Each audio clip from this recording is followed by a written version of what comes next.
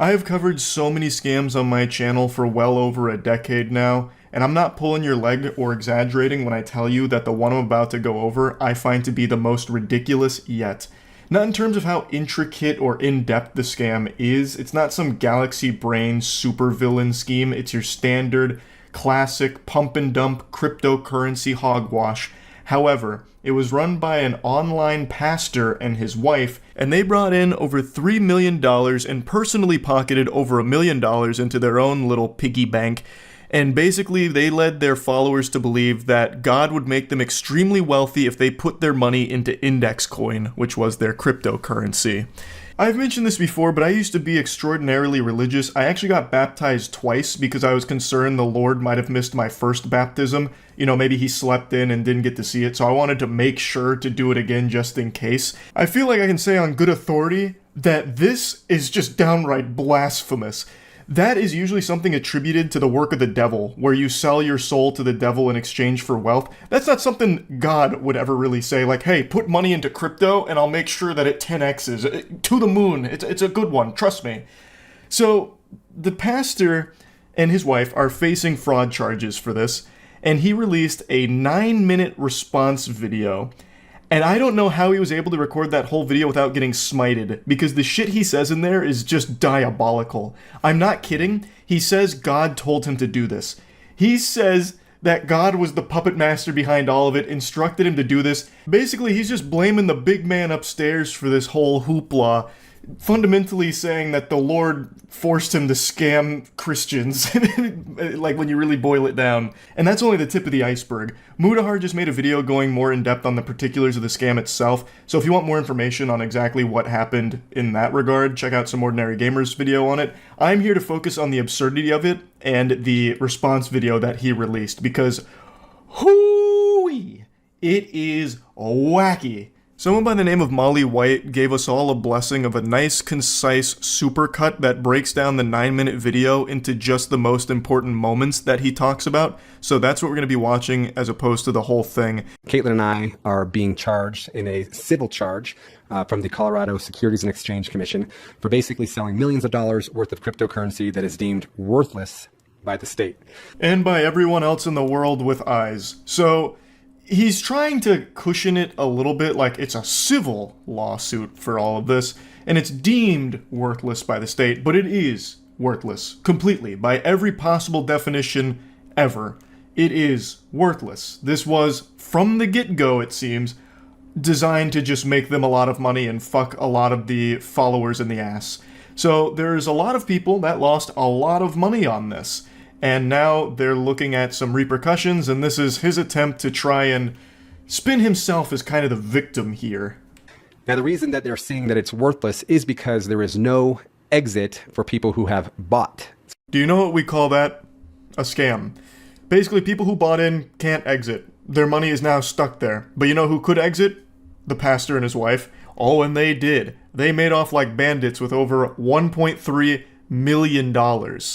We launched an exchange, the exchange technology failed, things went downhill, and from that point forward, we've just been waiting on the Lord literally for a miracle. So the charges are that Caitlin and I pocketed $1.3 million, and I just want to come out and say that those charges are true. So there's been $1.3 million that's been taken out of, I think it was a total of $3.4 million. But out of that 1.3, $500,000 went to the IRS, and a few $100,000 went to a home remodel that the Lord told us to do. Yes, you heard that correctly. Go ahead and rewind it if you're still in disbelief. He said that a few $100,000 went to a home remodel that the Lord told them to do. What an insightful conversation that must have been with God. I had no idea God was so into interior design. Not many people get that privilege of being able to speak to him directly. I love to imagine that. Pastor Eli just hanging out one day and God gets him on the horn, rings him up, and he's like, hey, Eli, buddy, listen, your house is atrocious. Am I a joke to you? You worship me in a place that looks like this? It's embarrassing. It's revolting. Listen here. Allocate a few $100,000, upgrade this bitch ASAP, so that way you can start worshiping in style, because this is not what Christianity is about. You're living in a goddamn crack shack, and we've got to fix that ASAP, okay? All right, this is the Almighty signing out. Amen. Saddest part is, this strategy actually works. This is an extremely effective tactic used by a lot of really corrupt, evil pastors, most notably Kenneth Copeland. Kenneth Copeland has private jets, and when asked about it, he defends it by saying that God wants him to. There's also another pastor, I forgot his name, but he's a friend of Kenneth Copeland's. The two of them are like these demonic leeches that feed off of each other's wealth, and they both have private jets, and basically said that God needs them in a private jet because it brings them closer to him. And if I remember correctly, they were even quoted saying that they can't be caught in a tube with demons, so they need the privacy of the jet to be more spiritually attuned with God. That's how they justify this luxurious lifestyle they live, which of course runs counter to the actual lessons of Christianity, but for some reason they keep getting away with it. Even in this case, Pastor Eli is receiving a lot of support from the people that he has directly scammed and openly admitting to scamming. So how this whole thing started is the Lord told us in 21 to walk away from our marketing company, and he said, I'm going to do a new thing. And then he took us into this cryptocurrency. It was a different cryptocurrency other than index coin at the time. Well, that cryptocurrency turned out to be a scam. Oh my goodness, he's portraying the Lord as like a reckless investor here, a crypto bro. How many NFTs does God have, you think? How many Bored Apes does he own? Also, Pastor Eli and God must be like this. They must be tight because they are constantly talking, so much so that the Lord tries to pitch him on cryptocurrency. Like, hey, bud, brother, take a peek at this thing. Have you ever heard of cryptocurrency? It uses this holy technology called the blockchain. We should check this out. You should look into this a little bit, Eli. And then, like, the first coin that God leads him down the path of is a scam. He even just openly says it right there. So, like, the first coin, right after going down the spiritual journey with God, it was a scam. How anyone can hear this senseless drivel, this gobbledygook from Pastor Eli and actually take it seriously and believe it is beyond me. But let's play ball with it for a second. God is the creator, and he's omniscient. And yet somehow he fell victim to a cryptocurrency scam? In his infinite wisdom and knowledge, even he was bested by the cryptocurrency menace. What hope do we have? I can only imagine the white paper on that first cryptocurrency that Eli and God went halvesies on there. That must have been the most convincing thing ever, if it was enough to convince the Lord that it was real. And so the Lord says, give that to them, but also give them a 10x. And I'm like, well, where's this liquidity going to come from? And the Lord says, trust me. Well, as money is coming in, we would be sowing it. And at first it was hundreds of dollars and thousands of dollars, then tens of thousands of dollars. What is God cooking here? It's like a multi-level marketing scheme. He's about to start running a Ponzi scheme or something here. What? He actually hit Pastor Eli with the trust me bro there on where the liquidity comes from? Interesting. Maybe Pastor Eli is innocent after all. It's so... Obviously dropping the sarcasm here for a second. It is crazy to me that someone like Pastor Eli Regalado, or however you say his last name, is actually trying this right now, and that it's actually working. That's the saddest fucking part. I'm going to skip ahead real quick here. I was going to save these screenshots till after I finish the response, but it just feels natural to put them in right now. Here's some of the responses that he's received from people in the community. What a crazy ride, Eli. I can't imagine what you guys are going through. Prayers going up. What about the crazy ride that all of the victims are going through with over $3 million stolen from them in this scam? Why are your prayers going to Eli, who made off with over $1 million here? Those prayers aren't even falling on deaf ears. Pastor Eli actively uses prayers as toilet paper to wipe his ass with. This guy took the prayers of hundreds of people that were praying for a miracle, a financial miracle, and completely trashed them. Someone said, standing with you, and then someone else said, unending support. Why? Why are you standing with him? He is openly admitting to a scam. Why are you supporting him endlessly? He is openly admitting to a scam. He doesn't even have the courtesy to take responsibility for his own actions here. He is blaming God, which is like the worst thing you can do in Christianity, to blame God for the evils you have committed. So sorry for stress you passed through. God has the plan for you and your team. He will lead you through to the success of this project. And Eli just says, yes. The project is dead, much like the bank accounts for many of the vulnerable people that Eli exploited here. What do you mean you're sorry for his stress? What about the stress of the actual victims? Someone else says, stay in the boat, trust in the Lord, and stop looking at the storm. Amen, Sean.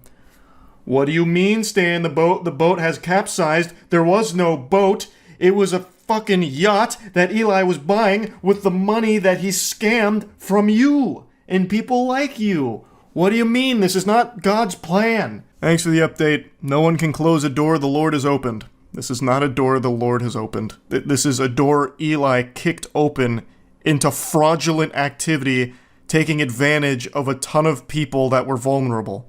And Eli says, Isaiah 22:22, brother, thanks for standing and encouraging us through all of it. Of course, everybody is familiar with Isaiah 22:22. It's one of the most famous sermons. It's the excerpt that states, buy low, sell high. These are just a few examples of people still supporting him. It's just this perception that pastors are infallible, and that if you don't support a pastor, that might be sinful on you. It's not. This guy is openly admitting to his scam that he and his wife ran, and he is blaming God for it. That is as sinful as it gets. It is ridiculous to try and paint him as a victim or something like that. It's so unreal. Money would come in, we tithe, we sow, more money would come in. And so we were just always under the impression that God was going to provide, that the source was never ending, that God was doing a new thing, and that we had nothing to worry about. And we sold a cryptocurrency with no clear exit. We did. We took God at his word and sold a cryptocurrency with no clear exit. And so the prosecutors have to take that and say, these people willingly sold a cryptocurrency with no clear exit. What we're praying for and what we're believing for still is that God is going to do a miracle. God is going to work a miracle in the financial sector. I'm going to go ahead and spoil how this anime ends. There's not going to be a miracle in the financial sector. This is a bunch of baloney. He and his wife are scammers, and they have used Christianity and God's name in vain here in order to pocket an outrageous amount of wealth for themselves. I feel bad for the victims here because I have no doubt that they're on the older side of things, at least judging by some of the comments I've read, so probably had no clue what cryptocurrency was and just trusted the pastor at his word that God was helping and steering this in the right direction. It would help improve their financial security. I imagine a lot of them were probably desperate, especially given the current climate of things right now. There's a lot of people struggling. So hearing something like this from someone you trust, a pastor, who's saying like, put money in here and the Lord will provide and help you out when you need it most. A lot of people would likely buy into that, and they clearly did, and now they're fucking ruined for it. And meanwhile, this guy and his wife have made over $1 million from it and are still trying to spin this as though they're not evil when they are. This is a terrible, horrible thing to do, made even worse by the fact that he won't just own up to it and instead continues to blame God for it, and then still tries to sew in that like little bit of hope that, hey, maybe there'll be a miracle because God's on our side and helping us out. When that's not going to be the case, this was from the very get-go, it appears, a scam. So yeah, a pretty ridiculous situation here that I just had to talk about a little bit. It is foul. That's about it. So yeah. There's two questions I get asked more than any others. Why am I short, and why do I live in Tampa? And my answer to both of these questions is the same. Because I like it. I like being short. Feels good.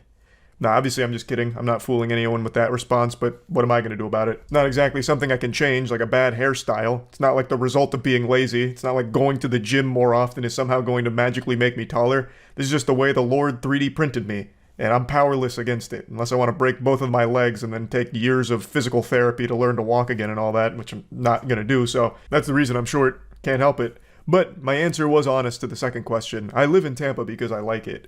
I know a lot of people outside of Florida view Florida as like some kind of freak show circus PvP enabled zone because of all the Florida Man stories. So people look at this place as if it's some different planet with an entirely different species of people that live here. But I was born and raised in this swamp. 29 years down here, I got that Florida Man gene embedded deep in my DNA. And boy howdy, I tell ya, I don't see myself moving anywhere outside of Florida.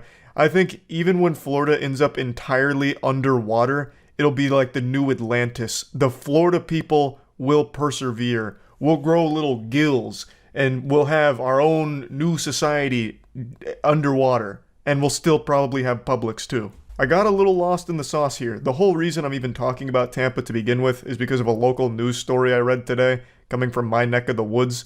And it's some pretty deplorable shit here. So I wanted to share this because it made me ashamed of my fellow Tampa enjoyers. You are watching what cops say is a terrible crime committed by a brilliant chemist. First, he's seen filling a syringe with some sort of substance. Then he places the syringe under an apartment door. Now, he's no Walter White or anything, but this guy is apparently a very gifted chemistry student. He was enrolled at the USF PhD program and, according to all the reports, was very gifted. And what did he do with those gifts? Well, he delivered them like Krampus to a family's doorstep and brought a lot of problems for them. So he was injecting these chemicals under their doorstep for months, and it caused the family and their newborn baby to get pretty ill. Umar Abdullah and his wife had just had a baby. Almost immediately, they say, their downstairs neighbor, then a PhD student in chemistry, began complaining about noise. Imagine being such a miserable piece of shit that a baby crying makes you so upset that you decide to try and assassinate the whole family because the noise is too much. Like, that's bafflingly evil. I understand that a baby crying or being noisy can be a bit annoying, but I just don't know how it can make somebody snap like this. I had an apartment in downtown Tampa, and you can only imagine the things I was hearing there.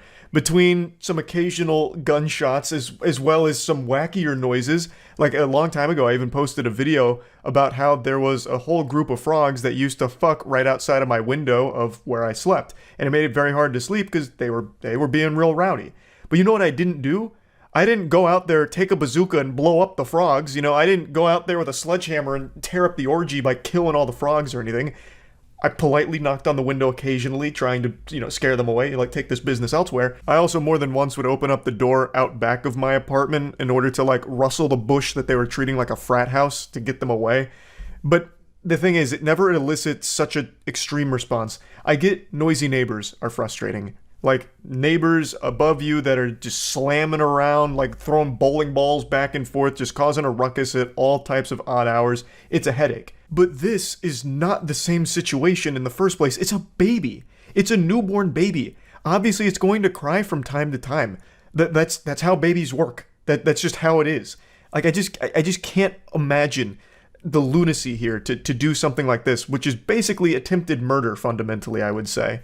It's just fucking crazy. That's him skulking outside the apartment in Tampa. After my daughter was born, right after we came back from hospital, he started complaining. Then the family began smelling chemicals pervading the apartment. Everyone, including the baby, started getting sick. Psychopath energy just rolls up so casually, like this is just routine. Another walk in the park. No, business as usual.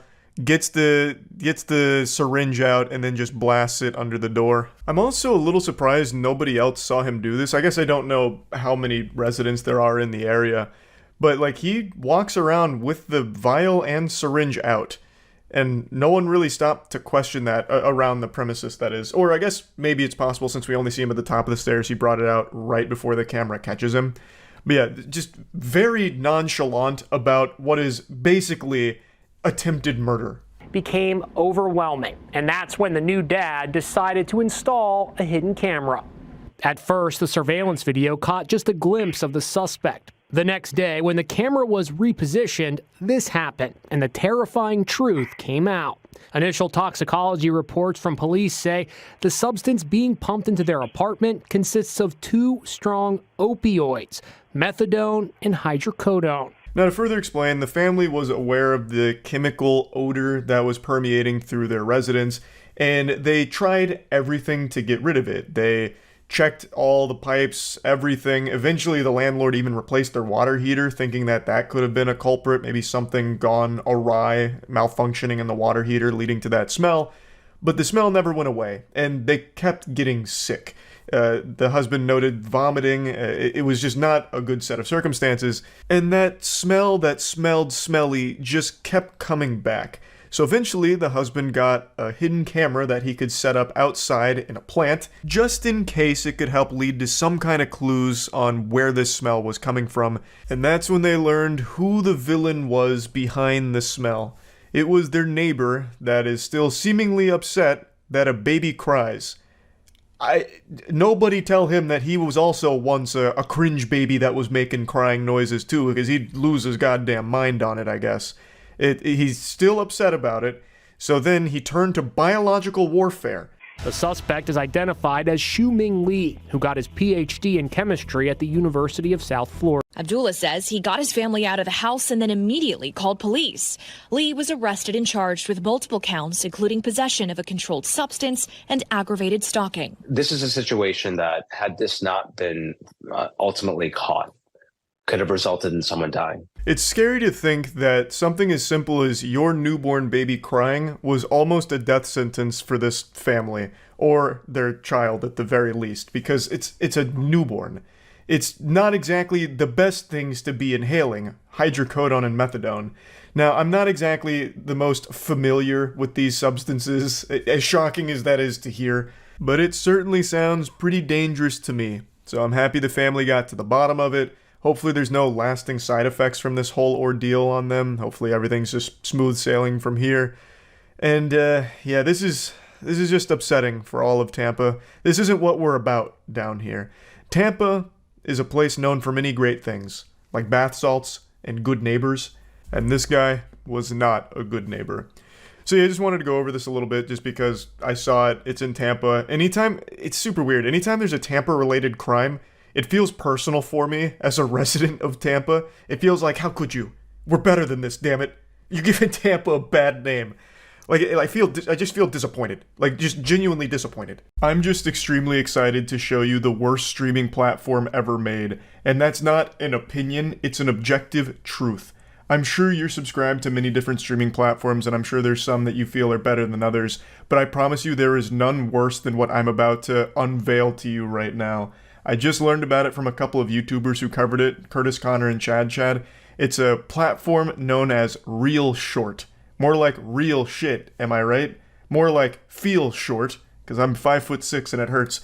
Real Short is a new platform that just launched pretty recently. Let's take a peek at this catalog here, because they got some fucking heavy hitters. The Double Life of My Billionaire Husband, Fatal Temptation Between Two Alphas, Goodbye My CEO, Fated to My Forbidden Alpha, My Gorgeous Wife is an Ex-Convict, The Reborn Wife Redemption. You cannot convince me these aren't ChatGPT generated titles for like throwaway romance novels. This sounds like some shit Chuck Tingle would write. Chuck Tingle is an author known for things like Dr. Bigfoot Attorney at Large Pounded My Butt in Court, Space Raptor Butt Invasion. This is that level of title for these Real Shorts romance movies. Fucking Goodbye My CEO and Hello to Ghost Pirates That Haunt My Butt. Now I bet you're just foaming at the mouth, salivating for some of these incredibly enticing films. But what if I told you that the idea behind this is even worse than you could possibly imagine? It's not just cheaply made movies that cost less than $50 to produce and put on the platform. It actually goes a step further into unreal lunacy. So, they will film like a 45-minute or an hour-long movie, but they try and make it fit into the modern brain rot zoomer who can't digest more than 30 seconds at a time. So, that 45-minute or hour-long movie is broken up into 50 to 60 episodes on the Real Shorts platform, and each episode is about a minute long at most. So you watch these movies scene by scene, but it gets worse. We've only just scratched the surface of this scab, and it only is continuing to fester beneath. So, you can't even watch scene by scene until you finish the film. They have their own form of currency on the platform, and in order to watch the next scene after you finish one, you have to pay for it. And how do you earn that currency? By watching ads. But not just like a normal ad break, which will sometimes be longer than the entire fucking scene you just watched, but you'll have to marathon ads in order to earn enough currency to pay for your next scene in the movie. So what happens is, you sit down to watch your favorite movie, Fated to My Forbidden Alpha. You meet Beta Drake and you're like, damn, what's Beta Drake about to do next after the alphas just fucking flexed on him? And you can't wait for the next scene, but then bang, you're out of Real Shorts schmeckles and you can't pay for it. So now you have to spend like 5 minutes watching ads so that way you can afford to watch the next scene in the movie. It's so unbelievably degenerate. Now, Curtis Connor in his video on this pulled up one of the developer responses on a review where someone was complaining about how many ads they have to watch in order to just get the next scene. And this is what they said. Hi, you have 15 to 20 ads to unlock episodes for free per day. Each ad is up to 5 to 45 seconds. Our team is working hard to improve users' experience. You can also earn free bonus with following ways. 1. Daily check-ins. 2. Watch ads every day. Oh, perfect. That's just what I wanted out of my streaming platform. A place where I can go to watch ads every day so that way I can kind of get drip-fed the worst movies ever made. You can replay the whole series after you unlock all the episodes. Many users like Real Short stories. Your higher star will give our team a great incentive. This is not a real human being. This has to be an AI experiment. This is primitive Skynet that's just testing human stupidity. I can't help but appreciate the shamelessness to, after all of the hoopla about ads, then say, give us more stars because it's good incentive for the team. You fucking goofball. This is the worst idea I've ever seen. I am sure you watching this have had some bad ideas in your life, but rest easy knowing no idea you've ever had is this bad. But you know what's not a bad idea? Going to my first live event that's 5 days from now. It'll be September 8th through September 10th. There's still tickets available, so get them while they're still around. We're going to be doing meet and greets as well as filming a music video with all of you that attend, and most importantly, celebrating a world championship win, hopefully, for our team. And I haven't mentioned this before because I completely forgot to, but the venue we're doing it at, the Straz Center, is actually offering discounts to all of the local universities. So if you're a student at like USF, University of Tampa, Full Sail, FGCU, UCF, you can get a discount on tickets. Tickets are $25 per day or $60 for all 3 days. It'll be about 5 hours-ish per day worth of fun, just a big party. So get the tickets at strazcenter.org. I'll put a link in the description. It starts September 8th, so we're coming up on it. Now, I've gone over all the shortcomings of the platform itself, but what about the quality of the movies? Does it make up for it? Are the movies good? And the answer is yes, if you're missing your frontal lobe. These abominations can't even really be called movies. That term is getting used real loosey-goosey here. That is being super generous. If I accidentally turned my phone camera on and hit record while going to the grocery store and had it recording the entire time in my pocket, that would be closer to a feature film than anything on Real Short. All of these videos feel like they were made by Darman after coming close to death with a fentanyl overdose. And then he also just happened to really get into producing some softcore porn shots.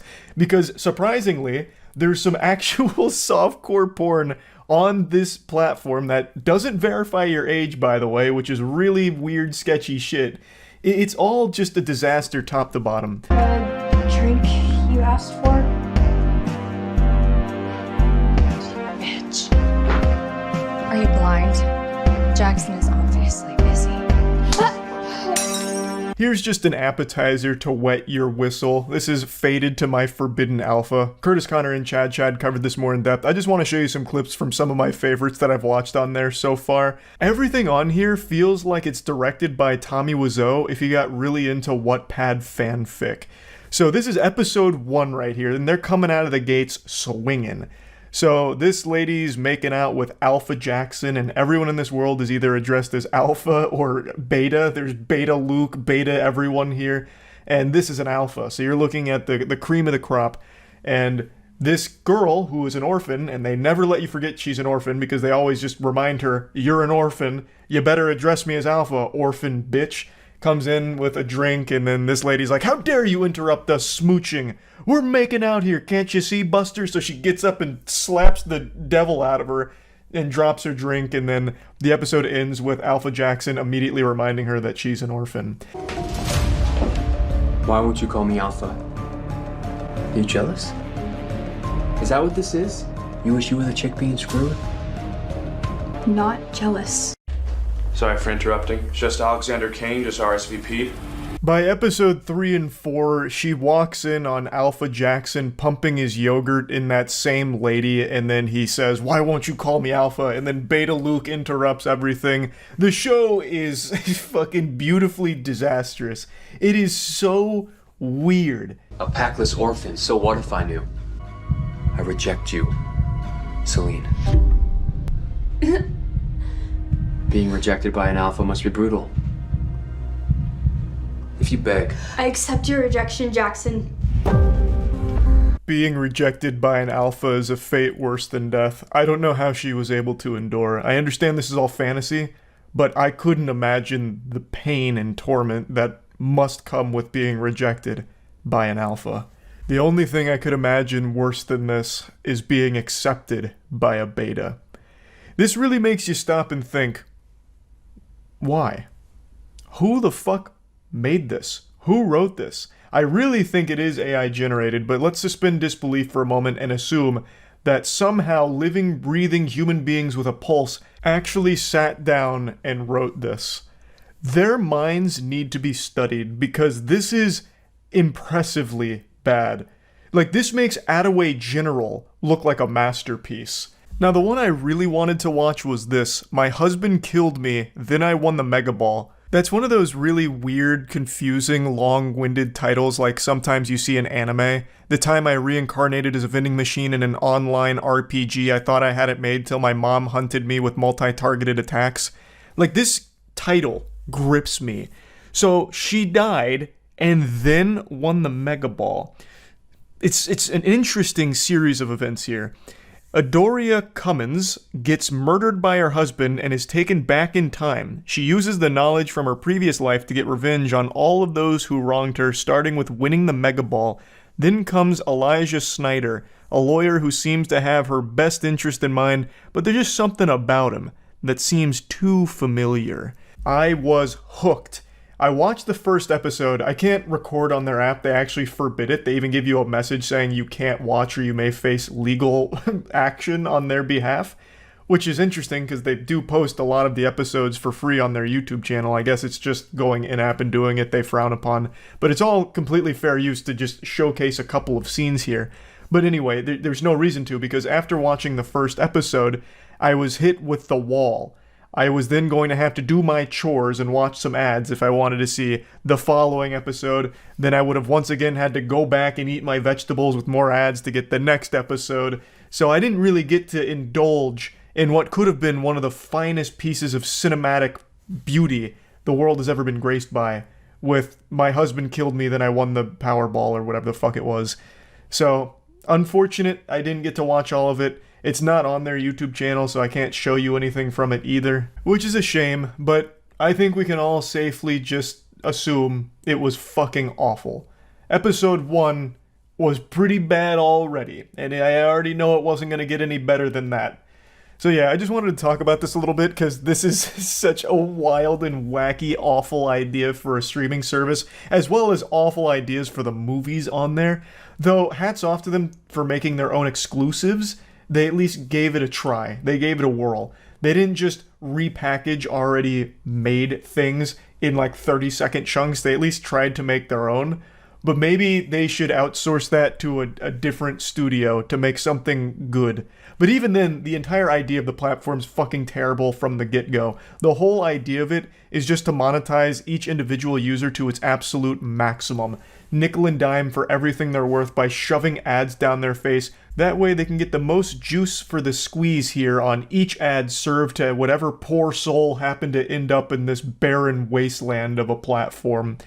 So yeah, just wanted to talk about it a bit, that's it. See ya. I love to smile. I love to laugh. I love a vibrant sunset with a nice cool breeze. And more than any of those things, I love to speedrun. And speedrunning is where all of that I listed goes to die. Even though I have a fiery passion for speedrunning, there is nothing on the planet that can make me angrier. Getting deep into a run that I've practiced for weeks only to have it all go tits up at the very end through some random RNG nonsense and it just everything gets cattywampus and I lose the run, that puts more stress on my body than smoking 20 packs of cigarettes at once, I imagine. But point is, I am a speedrun enthusiast. I have speedran various games over the course of like 10 years, maybe a little bit longer. I currently hold 0 world records, but I have had a couple world records to my name throughout this decade. Not to toot my own horn and not to reminisce too hard on the glory days, but point is, I just love speedrunning. And a lot of content I watch on YouTube is speedrun related. And today I want to talk about one of the most infamous cheaters in the entirety of this genre. Cody Miller. No, not the Olympic athlete, the Olympic asshole. That was a Halo speedrunner that topped the charts for many years through spliced runs.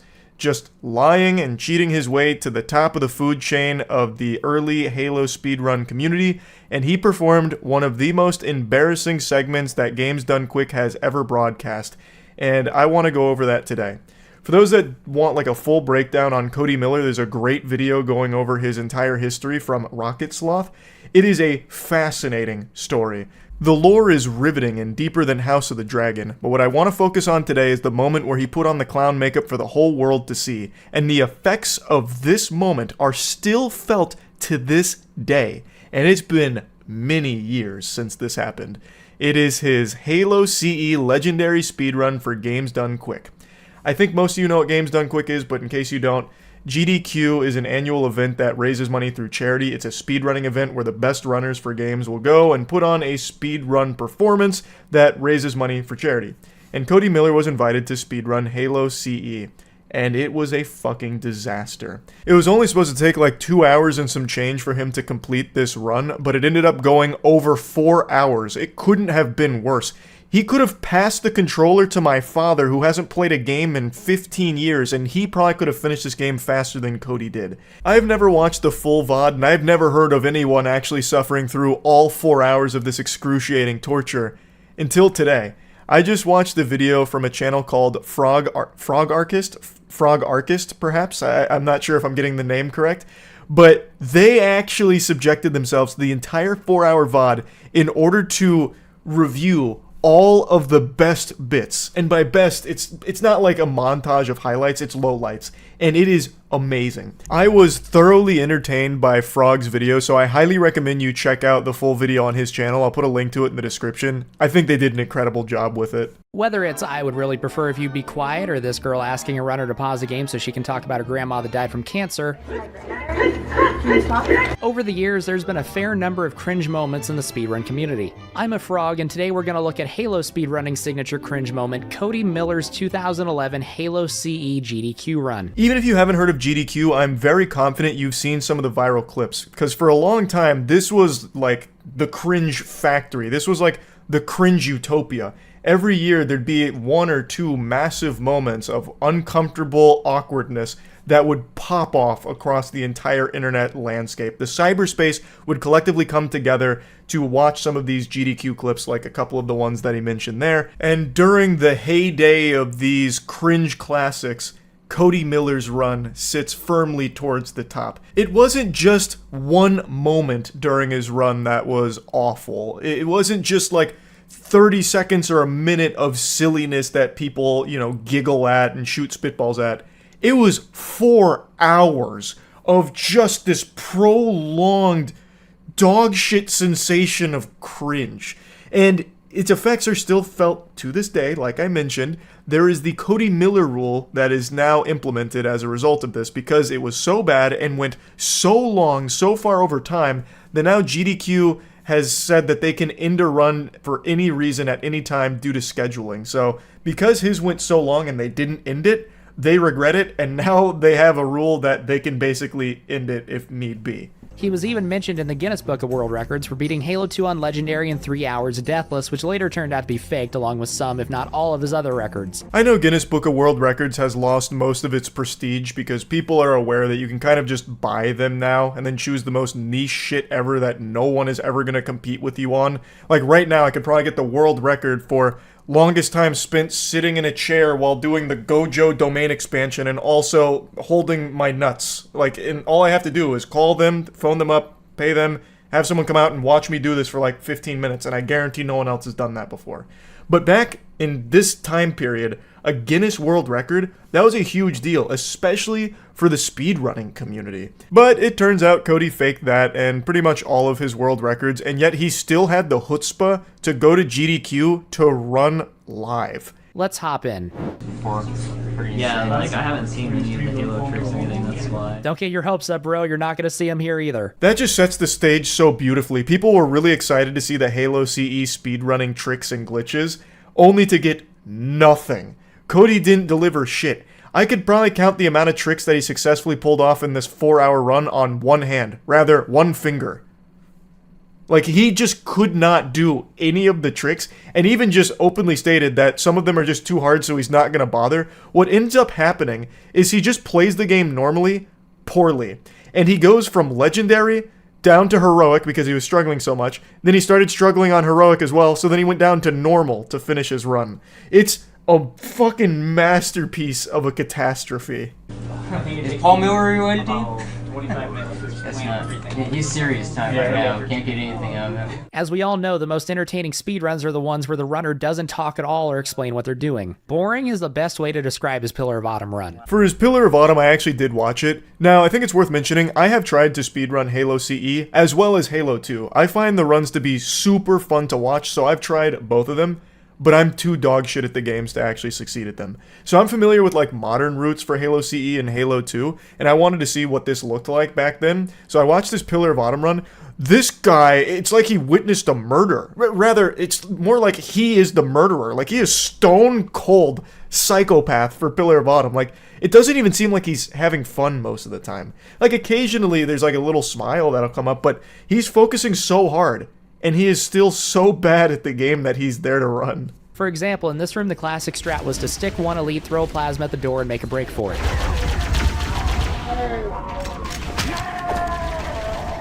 Instead, Cody sits here for 2 minutes struggling to kill everybody. Even if you are going to try to clear the room, it should not take him this long. Also, why did bro not grab the Magnum? Have you never played CE before? I managed to get a hold of the high-speed Halo world records at the time of Cody's run, and the world record for Pillar of Autumn was 5:19. I timed Cody's here as 8:29. Not very good. That was the thing that stood out the most to me as well. Cody hates the pistol more than Garfield hates Mondays.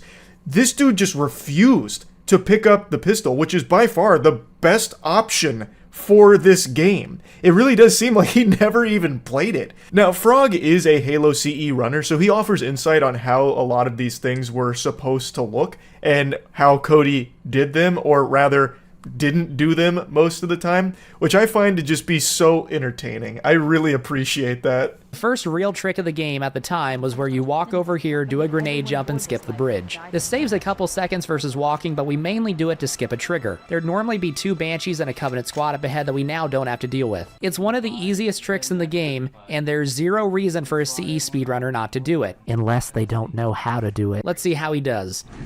Oh, I'm the best. Oh no. Well, maybe now he'll do the grenade jump. Nope, he's just walking back across the bridge. Alright, he got him. Now he can advance to the next area. Why are you dropping the Magnum? Hide and shoot. Man, bro, maybe you wouldn't have died there if you could just headshot the elite when his shields are down. Oh no. Grenade jumps in Halo are second nature to anyone that has ever played a Halo game before. Even if you're not a speedrunner, you know about grenade jumps. Even if you just play the multiplayer, grenade jumps are like an integral part of Halo's identity for like the longest time. So it's so weird how bad Cody is at them when he tries them in this run, or how he just decides not to do them for most of the run. They're not hard to do. Some of them require a bit more of a setup, like some of the later grenade jumps, but for this, you just need one grenade, you jump, let the explosion blast you up so you skip that trigger. I even know that trick. I can pull that one off. That one's not hard for me.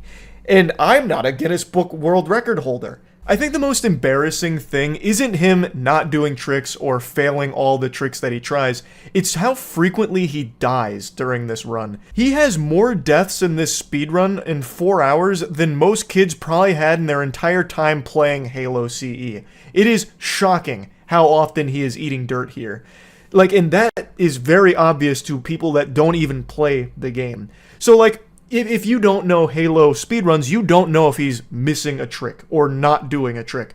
But you know when he dies, because that resets his progress and you see him collapse. And you just have to sit there and watch it. And he has to sit there and stew in the shame. But even without modern grenade lineups, they're all fairly easy if you know what you're doing. You mainly just grenade the elites as they come out and clean up everyone else. On the first ship, Cody inexplicably runs to the left to take out Jackals. It grunts first, retreats, and then dies. Then dies again and says something you probably never want to hear in a live speedrun. I've forgotten how to do this part. He then adopts the strategy I used as a 5-year-old when the Covenant scared me, which is to be safe and stay on top of the structure. He proceeds to die anyway. That section had me laughing so hard. I actually remember when I was super young on that part in particular, that was a big struggle for me, even on like normal difficulty. That was before my gamer gene had fully awakened. And watching Cody do this section reminded me so much of me when I was a child. Like Frog mentions, he adopts a strategy most kids did back in the day. And this is supposed to be the best Halo speedrunner in the world, with tons of world records to his name, embarrassing himself like this. It's very clear that he doesn't actually run these games. He just cheats his way to the top. And the community started to pick up on that when they were watching this train wreck live.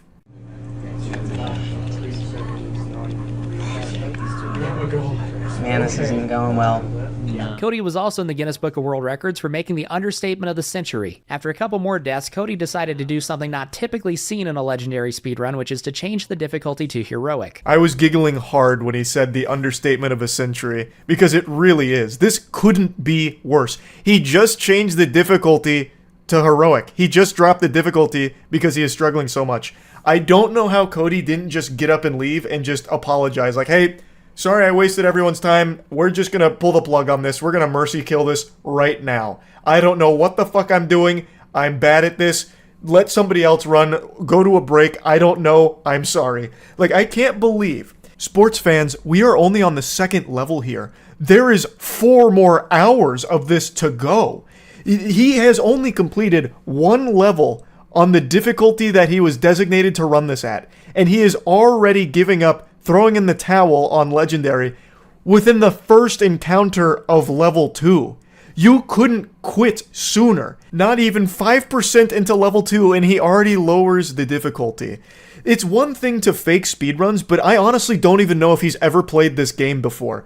Because even if you're bad at the speedrun, if you have practiced and played the game just normally, you should be able to beat this game on Legendary. It doesn't take the world's best esports athlete to beat Halo CE on Legendary. I did it when I was a kid. And yet Cody Miller, supposedly the best of Halo CE, can't even beat the 2nd level on it.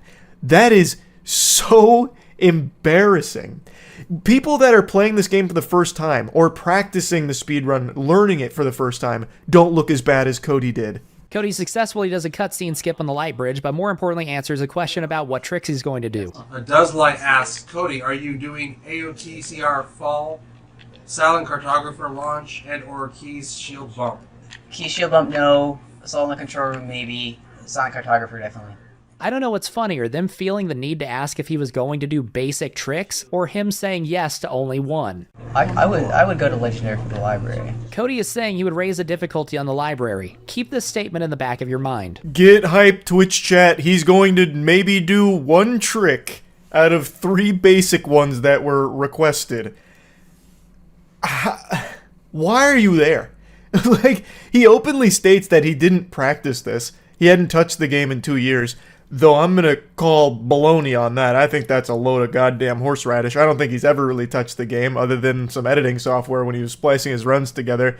I think he just really liked being the big guy in Halo speedrunning. And this GDQ segment made him the big clown, the spittoon that everyone was taking turns hawking a loogie into because, hooey, it was rough. Just because I haven't practiced this game in like 2 years, this is pretty tough. Then why did you agree to do it? In runs now, we'll pretty much just run past this entire opening. In every old run I'd seen before, they'd stay back here and take guys out, so I figured Cody would do the same, but he attempted to rush and completely failed at it. He then walks off a cliff by accident. Expert commentary here, don't walk off the cliff. But it's okay, because now he's worked his way back and ready to push through. He did it again. That wasn't a replay. He actually did it again. He dies his third attempt too, but at least it was in a conventional way. It's not like Cody was kidnapped and forced to run Halo CE. He had plenty of time to practice this game. I don't know why he's like almost proud of saying like, oh yes, well, I haven't actually played Halo CE in the last 2 years, so it's a bit of a struggle at the moment. It's a little more difficult than I would have expected, but it's nothing for an elite gamer such as myself. I just had to drop the difficulty once, and now I'm doing totally fine, and then immediately proceeds to die 3 times in the opening segment of the next level. 2 of them to just running off of a cliff.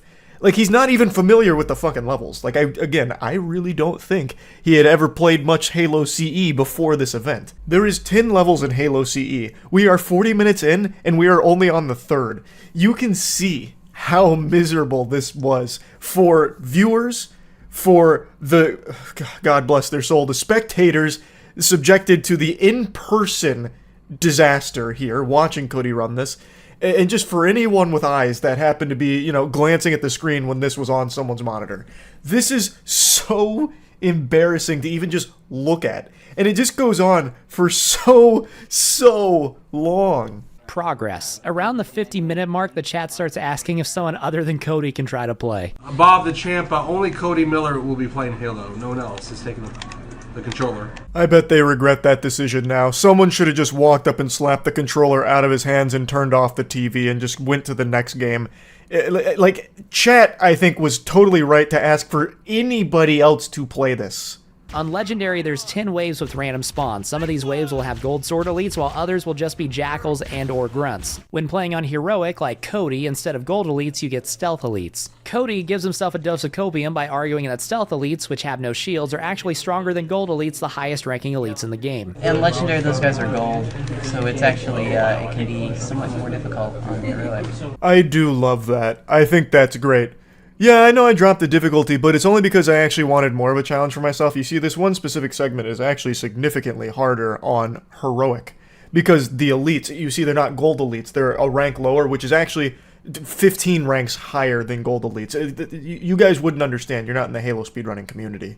Eventually he makes it through though, and now it's time for the first major embarrassing trick screw up of the run. However, I also found old runs that did this. This is from famous Halo runner Subwhistle. This is 3 plasmas and 1 frag to get you all the way onto the dropship. Cody does a weird amalgamation of this where he throws 3 plasmas like he's gonna do the dropship jump, but then he doesn't throw the last frag. The results are less than desired. Oh, not quite. Oh, damn it, I have to jump.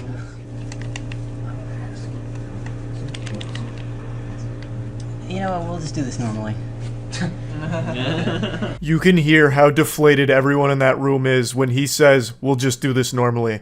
He gives up really quickly on this trick, by the way. So, Frog went on to explain that grenade jump has existed in runs as far back as 2007. So that strategy, like, that was cemented in Halo speedrunning when Cody was doing this, and he just couldn't do it. So then he gives up on that, does it normally, which adds an unbelievable amount of time to this run. By the time Cody finishes this run, we'll have probably already experienced a new Pangea on the globe. It is crazy how slow he is going. And he is this miasma of misery that is sucking all of the fun out of that room like a Dementor. Like, everyone in that room looks miserable. That is like the most joyless room I've ever seen on camera there. Everybody looks so bored out of their mind because Cody cannot do any of the tricks and he can't even play the game well. So it's just this agonizing experience just watching it. Instead, Cody just plays through the level normally while dying a bunch of times. You don't need to press that button. Oh shoot, I think you're right, I do have to press that button. Stuff up. No, you don't. Hurry up. He gets backseat gamed by chat who are trying to like coach him through how to play Halo and where to go. And then even people around him are like, hey, do you need to do that? And he's like, I don't know. Maybe. Yeah, no, you're right. I do need to do that. And you don't. Like he is just not even familiar with the game that he is now playing. And yet he agreed to do this and didn't bother to do the bare minimum of at least trying to play through it once on Legendary maybe before coming to this event. Cody actually knows what to do here. He's not good at any of it, but he knows what to do. Basically, you turn around at the start, grab this Warthog, drive into the facility, and fling yourself through this door before it locks. Normally, you'd have to go to a different part of the island to unlock it, but with that and then falling off in such a way that we don't die, we skip a huge chunk of this level. Let's see how Cody does. Get through it, but if you go around, if you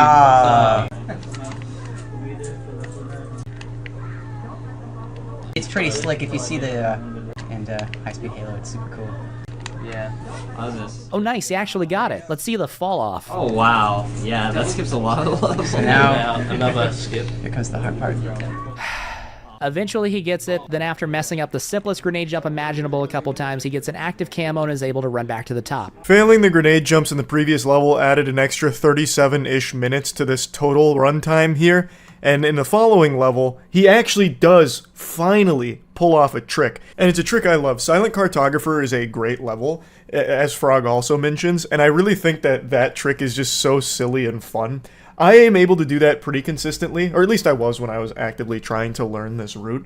And Cody does get it within, the first 10 attempts, which, all things considered with this is not terrible. It's maybe an attempt to trick. What? Are you kidding? Alright, so this level still wasn't good, but at least it wasn't half an hour. On the Cody curve, this is a colossal W. Unfortunately, it's followed by maybe the biggest L of the entire run. Assault in the Control Room is a pretty simple level, especially back in 2011. So you fight your way through the first room to the bridge. From the bridge, there's a trick called Bridge Fall, which was the legendary strat for a long time, but now is only done on easy runs. There's 3 falls, the first one off the bridge, the second one onto a ledge, and then the third jump just to get down. Huzzah! Another trick that I am very familiar with. I know this trick and have done it many times. It's actually pretty tough. Like, this one I struggled with as well, but I don't claim to be the best Halo CE runner that's ever lived.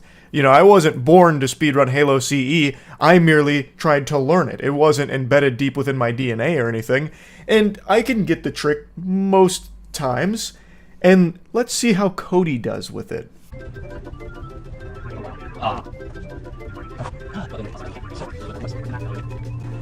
Oh my god, he got it. Now he just needs to fall off the right way. You have got to be kidding me. After several minutes of trying, Cody gave up, and instead of beating the longest level in the game in about 7 minutes, he now has to play through it in its entirety. And I have to sit through the entire thing. 23 attempts and he didn't get it, so he once again waved the white flag and just decided to play through the level normally. He should have just kept doing it until he finally hit it. He would eventually get lucky if he just kept banging his head against the wall. It is not a trick that is RNG dependent. It is a skill issue. You can hit that trick every time once you figure out how to do it properly.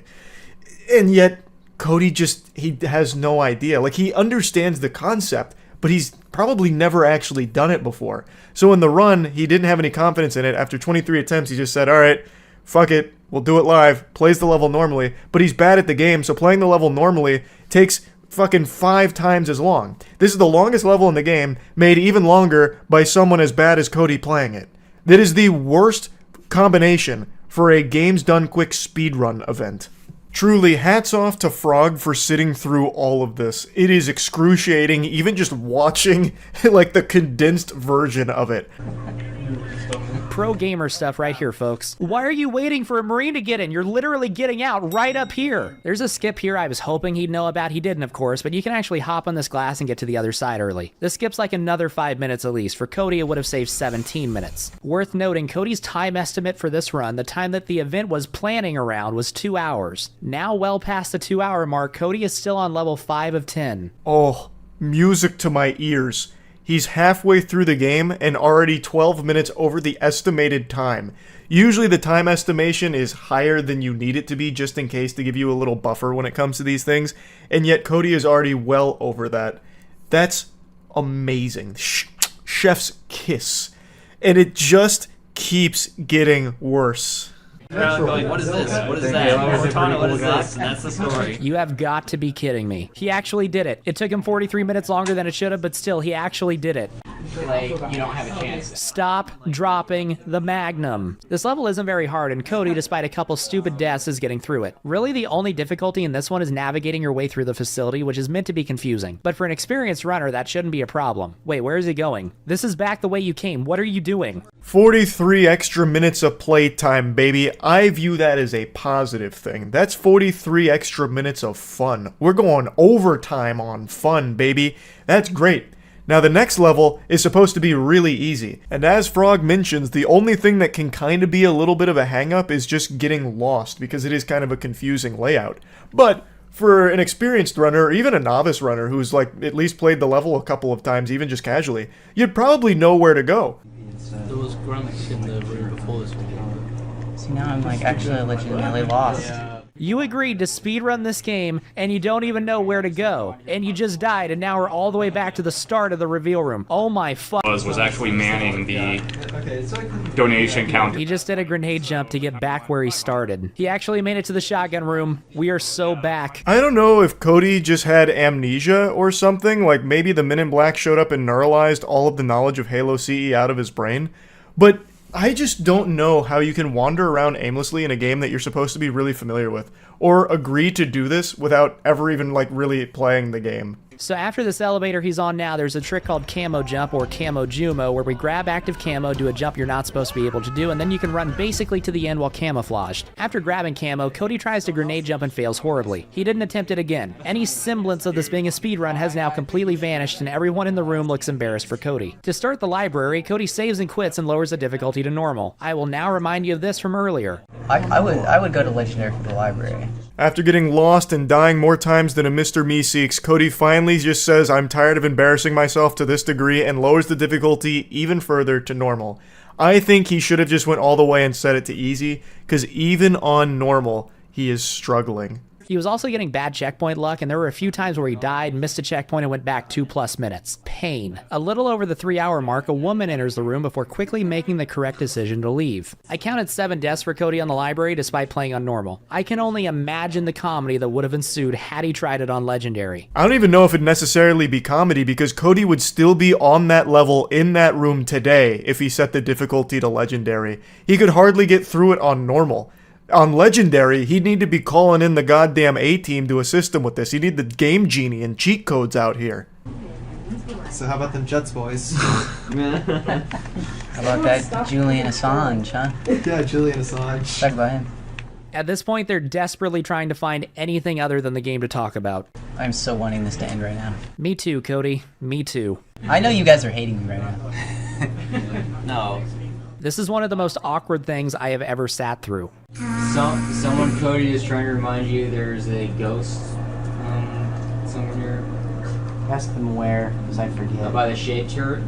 Even the chat is trying to backseat game for him. The realization that this is probably one of the worst moments in GDQ history starts to hit Cody, and he becomes very self-aware about it, like, yeah, you guys are probably really mad about this right now. Oh, I can't wait for this to end. Like, yes, Cody, you have wasted everyone's time. You lied about all your world records, you cheated on all of it, and yet you still decided to come out here taking this spot from somebody else and wasting an entire afternoon of not only all the people in the room, but all the people watching, or that were watching, wanting to see interesting things, to get excited and raise money for a good cause, but instead, they're just sitting here, head in their hands, having to wait for you to finish this run. Like, you yourself could have just ended it. When you said you wanted it to end, you could have just fucking pulled the power cord out from it and gone home. And you probably would have received a standing ovation for that. Like, that would have taken a lot more strength than sticking this out. This sucks, man. Frog showcased every single one of Cody's deaths during this level, and keep in mind, this is on normal difficulty. Holy shit. 21. He died 21 times in one level playing on normal at an event where he was invited to play on Legendary. It took him over 40 minutes on normal when the Legendary record at the time was 17:23. Anyway, on to keys. How is that even possible? You have to be beyond turbo ass to take over 20 deaths in a single level on normal difficulty. Compared to the rest of the series, Halo CE's normal difficulty is pretty forgiving in my opinion. I don't know how he managed to die that many times. I'm almost like more impressed by that than I would be if he actually did this run properly. I'm really wondering how Cody was ever even able to gather enough footage to even splice together runs and fool people in the first place. I don't even know how he had enough footage of him being alive in Halo CE to splice runs to cheat to the top of the leaderboard, because it seems like he spends more time dead in Halo CE than alive. Keys should have been the shortest level of the run. This is another trick that I don't know how to do because it's an outdated trick. Back in Cody's day, you were supposed to do a shield bump out of bounds at the very start of the level, from which you can then do out of bounds platforming to get to the Keys room. It turns a 20-minute level on Legendary into a 3 to 4 minute level. But why can't you do the shield bumping? It's just extremely difficult. Okay. What do you mean, why can't he do the shield bump? He can hardly shoot his gun at the enemies. In fact, most of the time he doesn't even do that because he swaps off with a Magnum. So obviously he's not even going to try to do a trick. That's just so far out of the realm of possibility at this point in the run. I am surprised anyone even bothered asking him that question.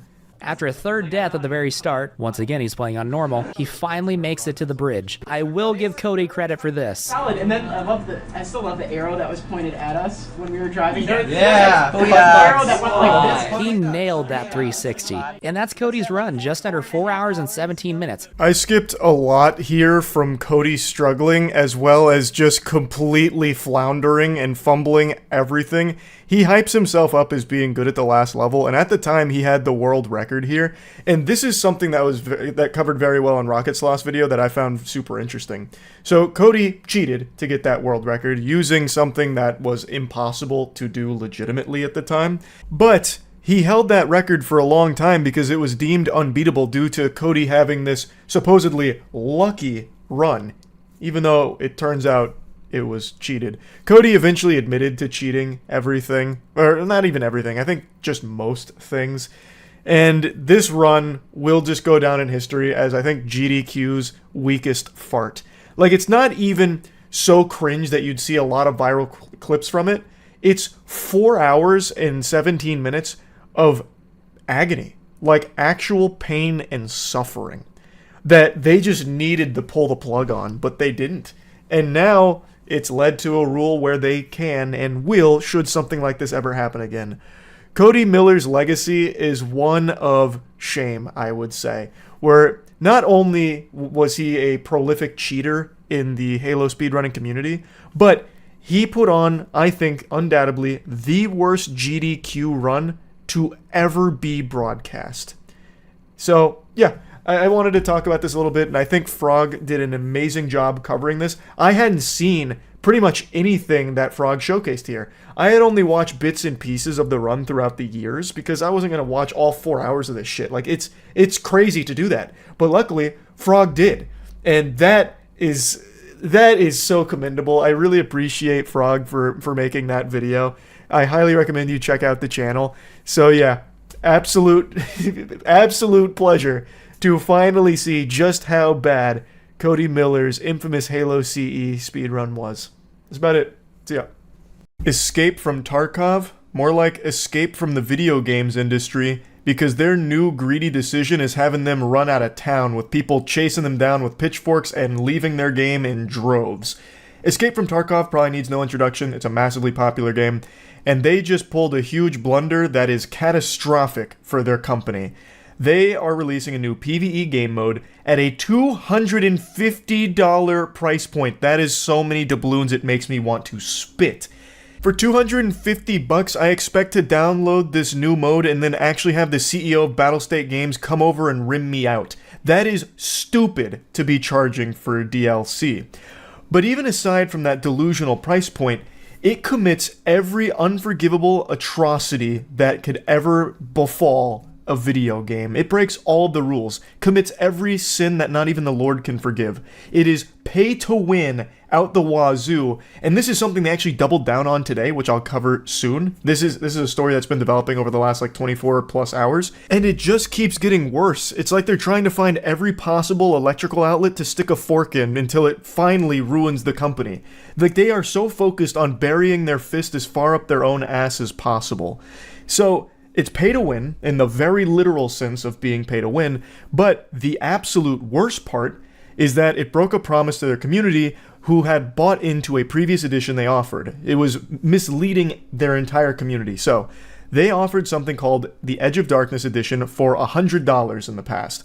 And one of the perks of buying that $100 Edge of Darkness edition is that you would have access to all subsequent DLC in the future for free. So $100 is a lot of money for a DLC, but it was kind of like an investment long-term into the game that they loved. So they paid that $100 under the impression that in the future, if more DLC content was coming, they'd have access to it without needing to pay more. But now, fast forward to the Unheard edition for $250, they are not allowing the Edge of Darkness buyers access to that DLC for free. They would still need to buy that. Now, initially, that was going to be it. You'd have to pay the extra $150, but with all of the backlash that understandably came from this, they decided to dip their toes into a compromise where they would offer the EOD buyers 6 months of access to the Unheard edition, so they get like a fucking free trial, like a drug dealer giving them like their first hit for free. It's laughably pathetic. I don't even think Mr. Krabs would pull some shit like this, because even he would recognize that this would ruin his business. This is incomprehensible greed. I learned about all of this last night on stream, so I'm going to play you all of those clips to get you caught up to speed on the lore and exactly what's been going on here and how bad it all is. And then I'm going to come in to give you the latest updates with what's been happening today, only a couple of hours ago, because it continues to get worse and worse for Escape from Tarkov somehow. Earlier today, the Unheard edition of Escape from Tarkov was announced as part of the latest patch, promising a brand new player versus environment mode and other bonuses. Yippee! Now that the edition has launched, fans are not happy with the bonus it gives and the massive $250 price tag. That is a big chunk of change that even has EA and Ubisoft doing this right now. So just this one DLC was $250? The first issue that fans have is that the player versus environment mode for Tarkov is exclusive to those who buy the new edition. This is despite the fact that anyone who purchased the old Edge of Darkness edition was promised all future DLC content as part of the season pass, which you would think would include this new mode. So this is false advertising? Is that what they're coming after Tarkov for? Because they're saying that you get all future DLC with this, and now they're not giving you all future DLC? A lot of fans who have the Edge of Darkness edition are rightfully very annoyed they now have to upgrade from EOD, which costs $100, in order to play it. However, some posts on the official Discord have tried to explain why BSG thinks this is not DLC. Please don't tell me they're trying to fight their battle. Well, actually, they push up their glasses. It's not DLC by the technical terminology. That's not the correct nomenclature. This is a new single-player experience, thus they did not circumvent any laws. Not only that, there's a clip from Landmark channel of them changing the wording on their website live to hide what they did. I'll check that out. It's from Landmark. It ain't DLC, it's unique feature of the new edition added, said Discord user Applezor, who is the lead community manager at Battlestate Games for Escape from Tarkov. DLC means additional downloadable content. PvE is a feature and a game mode. Just because you all want it to become a DLC, it wouldn't mean it is one. It's featured game mode for the new edition of the game. Hey pal, you just blowing from Stupid Town? What? What kind of weak-ass argument is that? Huh? That's a lot worse than I thought that was going to be. The other major issues that fans have been complaining about is the big in-game bonuses players with the new edition will get. While other editions of the game give some bonuses, so far none have been major factors when on the map and fighting with other players. The closest is extra loot that they get at the start of a wipe. However, this new edition includes more space to store loot when on the map, improved skills at the start of a wipe, and a bonus where AI scavs will not shoot at them if they have over 6 reputation levels with fence. So that's what the pay-to-win article was about then, which is an entirely separate issue. These, along with some other bonuses, have led to the edition being labeled pay-to-win, with players who buy it expected to have a big advantage over those who do not. The reaction to the new edition has been so negative that all but 3 channels in the official Escape from Tarkov Discord have been silenced, with users not able to post in them. Moderators on the game's subreddit are also waiving the rule that prevents multiple posts about the same topic, saying they are just as livid about this situation as you. You know things are reaching like deep DEFCON levels if even the subreddit mods are like, nope, we're mad about this as well. That's when you know you have truly fucked up. Battlestate Games did not respond to my request for comment. Battlestate Games is yet to officially comment on the backlash, with pressure mounting from fans and some even looking into legal action. You would expect them to do it so sooner rather than later. The move also comes at a very bad time given that Gray Zone Warfare, a game many see as a competitor to Tarkov, has just wrapped up its first public streamer test, which has gone incredibly well with fans. With public sentiment towards Tarkov very low, many fans are hoping they can get their hands on Gray Zone Warfare sooner rather than later. Here's an update at 8:15. The official Escape from Tarkov account has posted a statement that seems to suggest Battlestate Game has no plans to make the new mode available to anyone who does not buy the new edition. Hey guys, listen, we heard the outrage. Fuck you. PvE mode is a unique feature which is available only for owners of the Unheard Edition. We will keep you updated on new features exclusive for EOD owners. And then they even got community noted. New game modes are generally accepted as DLC if put behind a paywall. Battlestate sold EOD with the promise that they would receive free access to all subsequent DLCs. So they're even getting their ham steamed by fucking Twitter community notes. Not only that, there's a radio you can call in friends mid-raid to help you as a PMC, which has never been a feature. It sounds very strong. You're still gonna buy it, right? Brother, I don't play Tarkov. And you would never catch me spending $250 for a fucking DLC. I don't even buy DLC when it's like $5. You think I'm gonna drop 250 clams on this? Who do you think you are? I am. Or I'm not. I would not do that. That's craziness. Tarkov devs are also shitting on the competitor game on Twitter. That just means that they're kind of desperate. I imagine this is what you're talking about from his stream. They just changed what you get retroactively to avoid the folks calling them out. I've talked with ANPC, National Agency for Customer Protection again. The only way we can solve this is if we make formal complaints to BSG about this. If they are left unresolved for 30 days, we can proceed with the lawsuit, no problem. If they answer negatively, we can proceed. I suggest you all to do formal complaints as BSG. Make them have 1,000 lawsuits at once. This is available for Europe, the 30 days thing. Man, that severely underpaid social media guy for BSG is going to have the worst 30 days of his life. Meanwhile, all the big wigs are just going to be counting their money from the whales that won't be able to contain themselves, scratching at the neck and spending the $250. I've been playing Tarkov for like 8 years. This hurts, man. Yeah, I don't even play Tarkov, and this is pretty painful just to read. I don't know how they thought this would go over well. That's something that I just can't wrap my head around. Like, it's 2024. These companies hire tech-savvy people. They have social media experts. They have these fucking think tanks and focus groups, and yet somehow these kind of decisions still go through.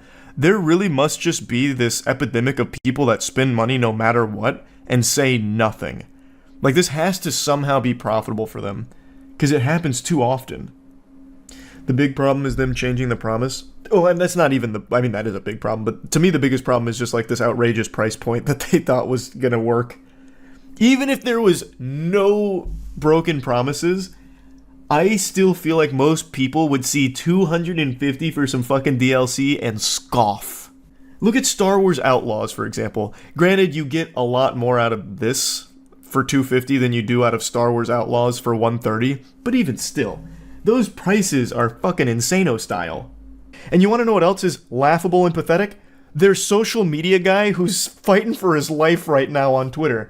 So, Escape from Tarkov is by far the biggest in the genre. However, there are a couple of competitors. And this lone warrior with access to BSG's Twitter, the company behind Escape from Tarkov, is doing his best to try and play hardball, fight fire with fire. But he didn't realize he was bringing piss to a poop fight and ended up covered in filth. He desperately tried to plant his feet here and make a public slapping display.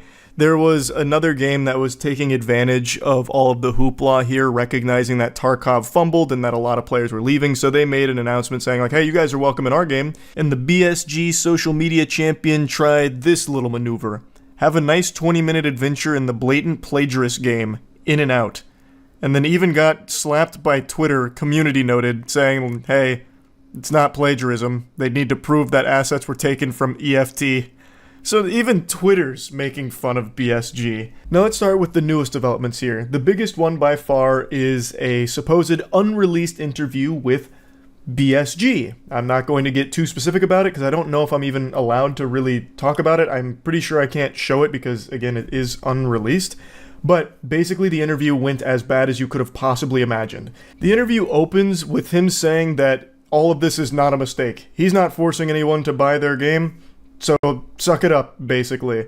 And then another question that was asked point blank was, are you contemplating any solutions since this has been received so poorly?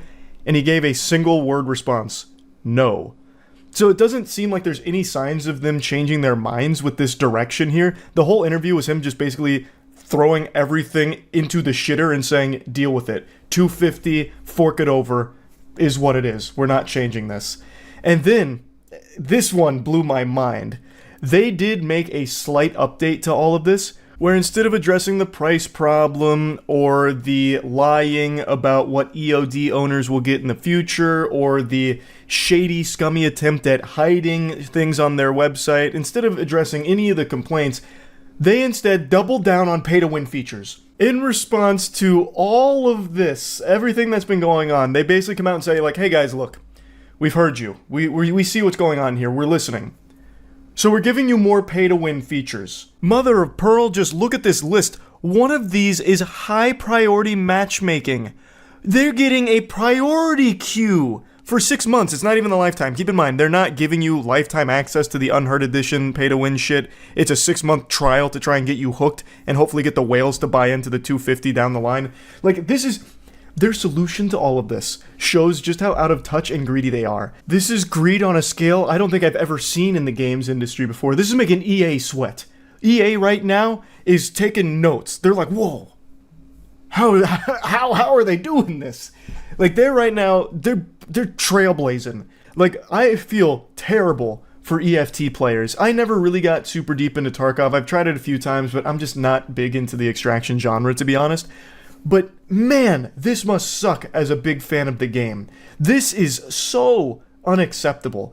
The best case scenario here is another game comes and does what EFT does better and isn't led by the greediest, stupidest fucking people in the industry. That's the best case scenario here, but who knows how long something like that will take. The dumb assholes at Battlestate Games have really done something shocking here. In an industry that is overcome with greed out the wazoo, somehow Battlestate Games just found a new low. That's impressive. Actually impressive. Anyway, though, wishing the best for the EFT community during this time, because Jesus, that shit is awful. Yeah, so I just want to talk about this a little bit. That's it. See ya. What do you know about Gary Peacock? Part-time biker, full-time clown. I have been giggling hard at the special silliness of Gary Peacock. So I just stumbled across this saga of Gary versus Pierce. So what happened is, Gary Peacock is a cyclist, and he's chugging along down the road, getting some cardio in, and a young man named Pierce is going to a skate park, and he passes Gary. But it was a little too close for comfort in Gary's mind. So he was enraged. Gary did what any sane man would do. He hunted him down.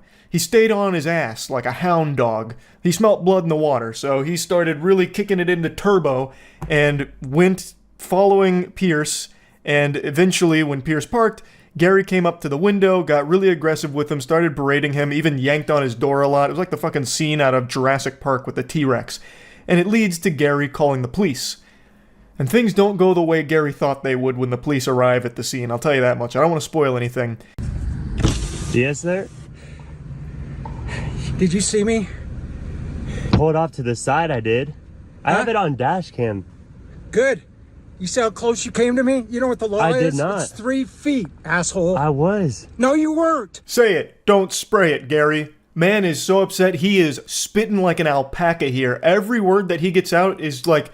He's like ventured to rock bottom from SpongeBob. Did you see me? Asshole?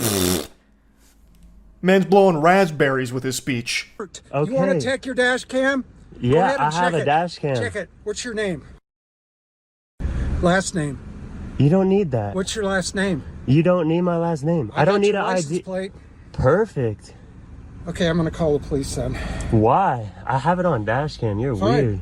This was a dangerous move from Pierce here to call the Gary Peacock weird. The enforcer of justice. The man whom even the Lord is a little afraid of. So, Gary Peacock is puffing out his chest here. He is literally peacocking here, trying to fucking flex his meat out here, demanding that this guy identify himself to Gary as if he has any ground to stand on there. Nothing happened. If you boil down this situation, it is literally a nothing burger. You're fighting ghosts. You're having a fantasy in your head that's making you upset. You're right to get mad if he was too close. You could shake your fist, be like, oh, pay more attention. That was scary. But at the end of the day, you wipe the sweat from your brow saying, whew, close call. At least I didn't get hit. Then you pull up your big boy britches and you move on like a grown-up. The only thing that can come from this level of road rage, this outrageous level of anger where it has you going out of your way to hunt down the person to confront them directly, is either you get your ass beat or worse, or it escalates the situation to a degree where you can't come back from it and you end up making a fool of yourself, calling the cops, and getting yourself in trouble. There is no good outcomes from road rage like this, and it's a lesson Gary learns the hard way. Fine. I'm gonna go skate. No, you're not. Yes, I am. No, you're not. You're not. You're not going anywhere until the police come. Dude, stop. No, you're a fucking... Dude, literally stop. No, I'm calling the police and you're not leaving. You're not leaving. You're not leaving. Bro's got his fucking hands on me and stuff. Yeah, guy Why? won't leave because of the police. Look at this dude. I still can't get over how perfect Gary looks for this role. Like, he looks like someone that you would envision, like picture in your head, if you were told that a cyclist was freaking out over nothing at a skate park. Like, he looks like if you tried to draw some kind of quintessential creepy PE coach. So Gary's taking matters into his own hands now, ripping at the guy's door, trying to prevent him from leaving, putting his hands on him to stop him from moving. All because Gary believes that he was going to flee the scene like it was fucking Need for Speed. He was just going to burn rubber and get out of there for fear of the repercussions that Gary could bring, the unholy hellfire that he would rain down. Even though dude wasn't even trying to leave, he was trying to skate. You know, the activity he came there to do. So he wasn't even leaving the scene. Not that there's even a scene here in the first place, just the scene that Gary's making with the conniption that he's having. He was going 10 feet away to skate, which is what he planned to do, man. He wasn't running away. What are you doing? Why are you so cranky? I'm calling the police. Dude, why are you so cranky? No, you're not going anywhere. Oh my god. You're not going anywhere. I don't want to be aggressive with you, dude. You already are. You pushed into me. I asked you to wait. You didn't wait. I didn't push into you. Did. You. How'd you get out of the car? You yanked me. Yeah, I've got a very aggressive teenager here that almost hit me in the car, and now he won't give me his last name, and now he's trying to leave. G, and he's recording me because he's a jerk. Watch your fucking mouth, Gary. Calling a guy a jerk? You're going a little too far, man. You're rampaging. You're being rambunctious, and you need to calm down. You're gonna say some things you're gonna regret, Gary, if you keep calling people jerks. Mm-hmm. And I want you to come and give this guy a ticket. I'd be willing to testify in court against this guy. He came way too close to me. Huh? He did not hit me. There's a law in Utah that says you have to stay 3 feet from a cyclist. He did not. He just went right next to me. I wouldn't bother pulling over if this guy weren't unsafe. Yes, I'm still on my bicycle. He's here. Gary Peacock, you. I love that he starts reciting law to the police. I know more than you guys, so you might be missing the problem here. No, I wasn't hit, but he was way too close, violating this law, which I'm gonna have to spit to you guys because you're too fucking stupid to get it, I guess. And I love the way he announces, I'm Gary Peacock. Like, I half expected him to strike like a superhero pose, like the Crimson Chin. That name fits him so well. That is perfect. That's like a name I would make for one of my Dark Souls characters, like fucking Phil Cheeseburger or something. I cannot believe his name is Gary Peacock. He's just being aggressive and obnoxious. You leave, you're not part of this. He put his hands on me. I would stay if I were you. Yeah, there's another individual and he's just standing there. I'd like to get rid of him. I'm riding a bike. I have more rights than you. That statement actually goes so hard. I'm riding a bike, I have more rights than you. That shit is like t-shirt level. That is actually fucking hard. Love that. So one of Pierce's friends who he was going to skate there with shows up just to kind of be a witness to this madness. Gary does keep putting his hands on Pierce, so it was good to have a third party just to be sure, make sure things stay civil. And Gary's not too happy about that. He's just standing here. He's standing there, but I don't feel safe with both of them here. Friend, he's gonna stay. He's staying because these two are trying to intimidate me. This guy tried to leave, this guy came, and he's trying to intimidate me. He's just standing there menacingly. Gary is deeply insecure, I suppose, with this. There's two of them. They must be trying to fucking intimidate me. That's the only explanation. Help, help, help! There's two people here and they're looking at me. They're looking at me, help! Like, there is nothing that's happened. Keep in mind, nothing has happened except for Gary putting his hands on Pierce. That's it. And Pierce isn't the one freaking out. Are you separate sides of the parties? Yes. Okay, if you'll stand over there by those cars. I'm a complaining party. Fantastic. Can I tell you what happened? Fantastic. Will you go stand over there for a second? Yeah. I appreciate it. Don't let him leave. He tried to leave already. Sir, I'm right here. Thank you.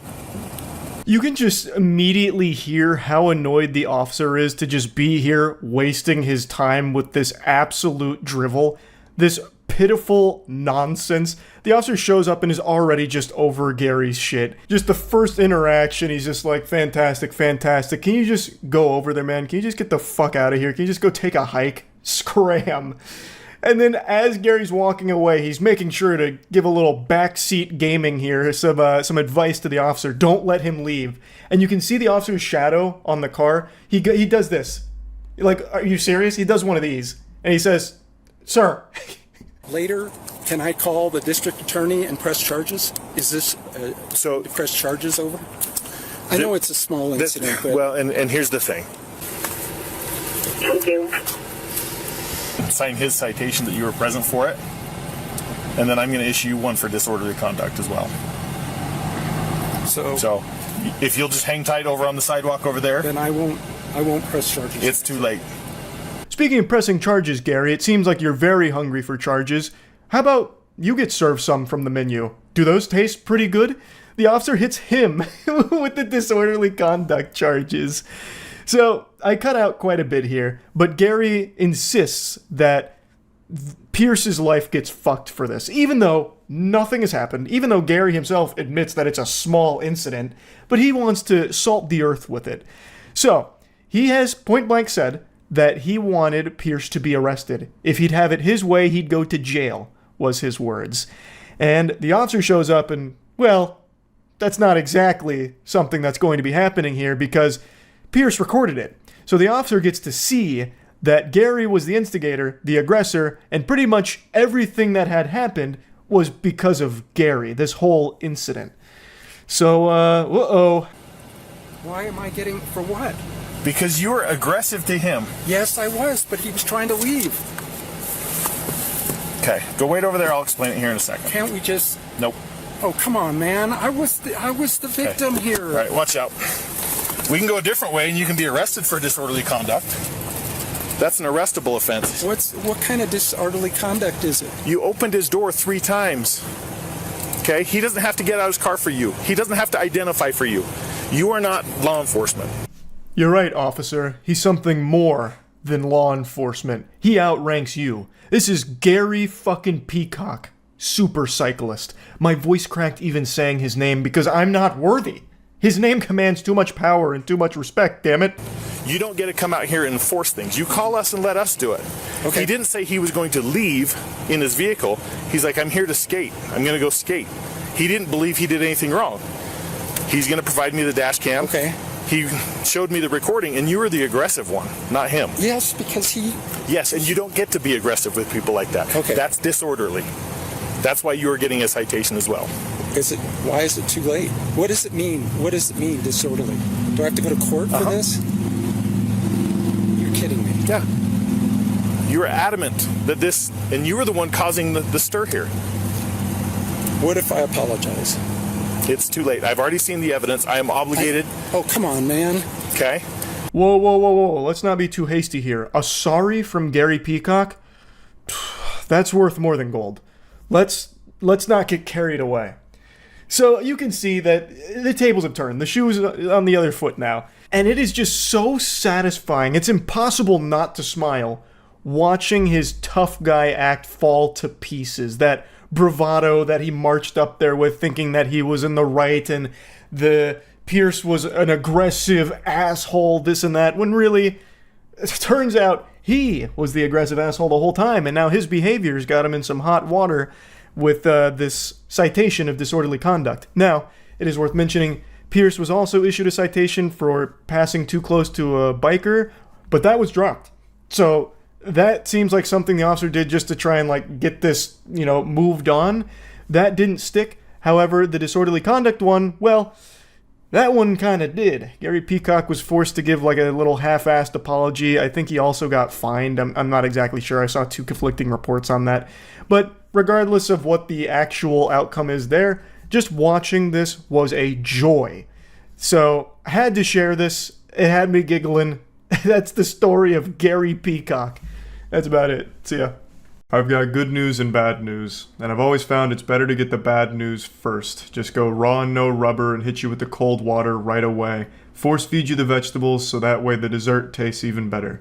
The bad news, I'm about to show you an insufferable asshole, perhaps one of the most miserable people to listen to on the planet. The good news, he's about to be arrested. Let me introduce you to Johnny. Johnny is the epitome of turbo virgin. I know this word gets tossed around a lot, but he is a self-proclaimed incel and one of YouTube's most prolific stalkers/woman harassers. This goofy goober looks like if Raymundo from Rocket Power and Tommy Wiseau did a fusion dance and created the world's most socially inept asshole. Now, Johnny's whole shtick was he would wait outside of bars, clubs, and even parking garages, literally just fucking live in parking garages, until he saw the slightest hint of a human female nearby. And then he would get his phone out and start recording himself, following them, insulting them, and demanding they fuck him. And he'd follow them for what felt like miles. These videos would go on for so long, and always it would end up the same. Them threatening to get the authorities involved because they were literally scared for their lives around this guy because he was completely unhinged.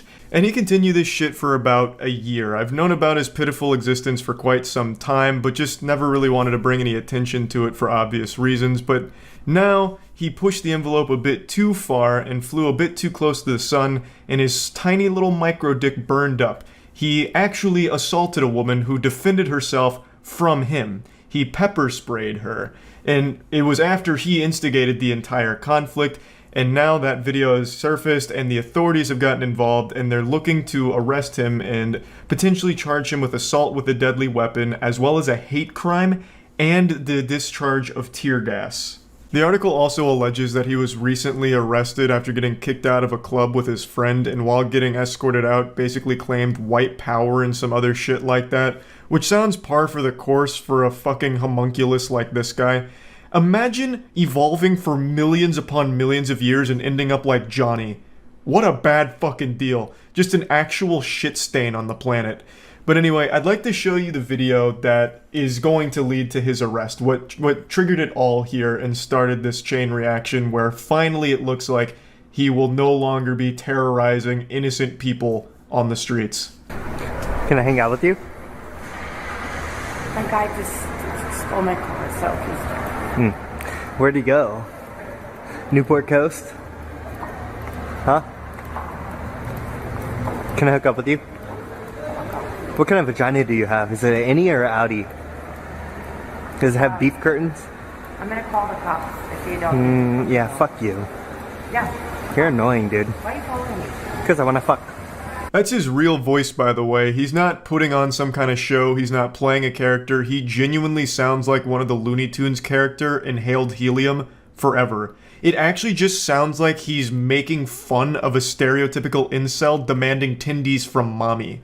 That is just his normal state of being. He does it unironically. Man's collected all the infinity stones of cringe and ascended to a level beyond pathetic. I'll go ahead and play the rest of the clip. My fat ass cock is ready to get hard for you. Cops are coming right Why would you call the cops on me, bro? I'm just speaking. It doesn't matter. Fuck you, you little bitch, you little void. Oh, you little. Whoa, what's wrong with you? Chill out, chill out, chill out. Hey, chill out, chill out, chill out. You just kicked me in the balls. You back up. You back up. You back up. Throw that at me, you're gonna.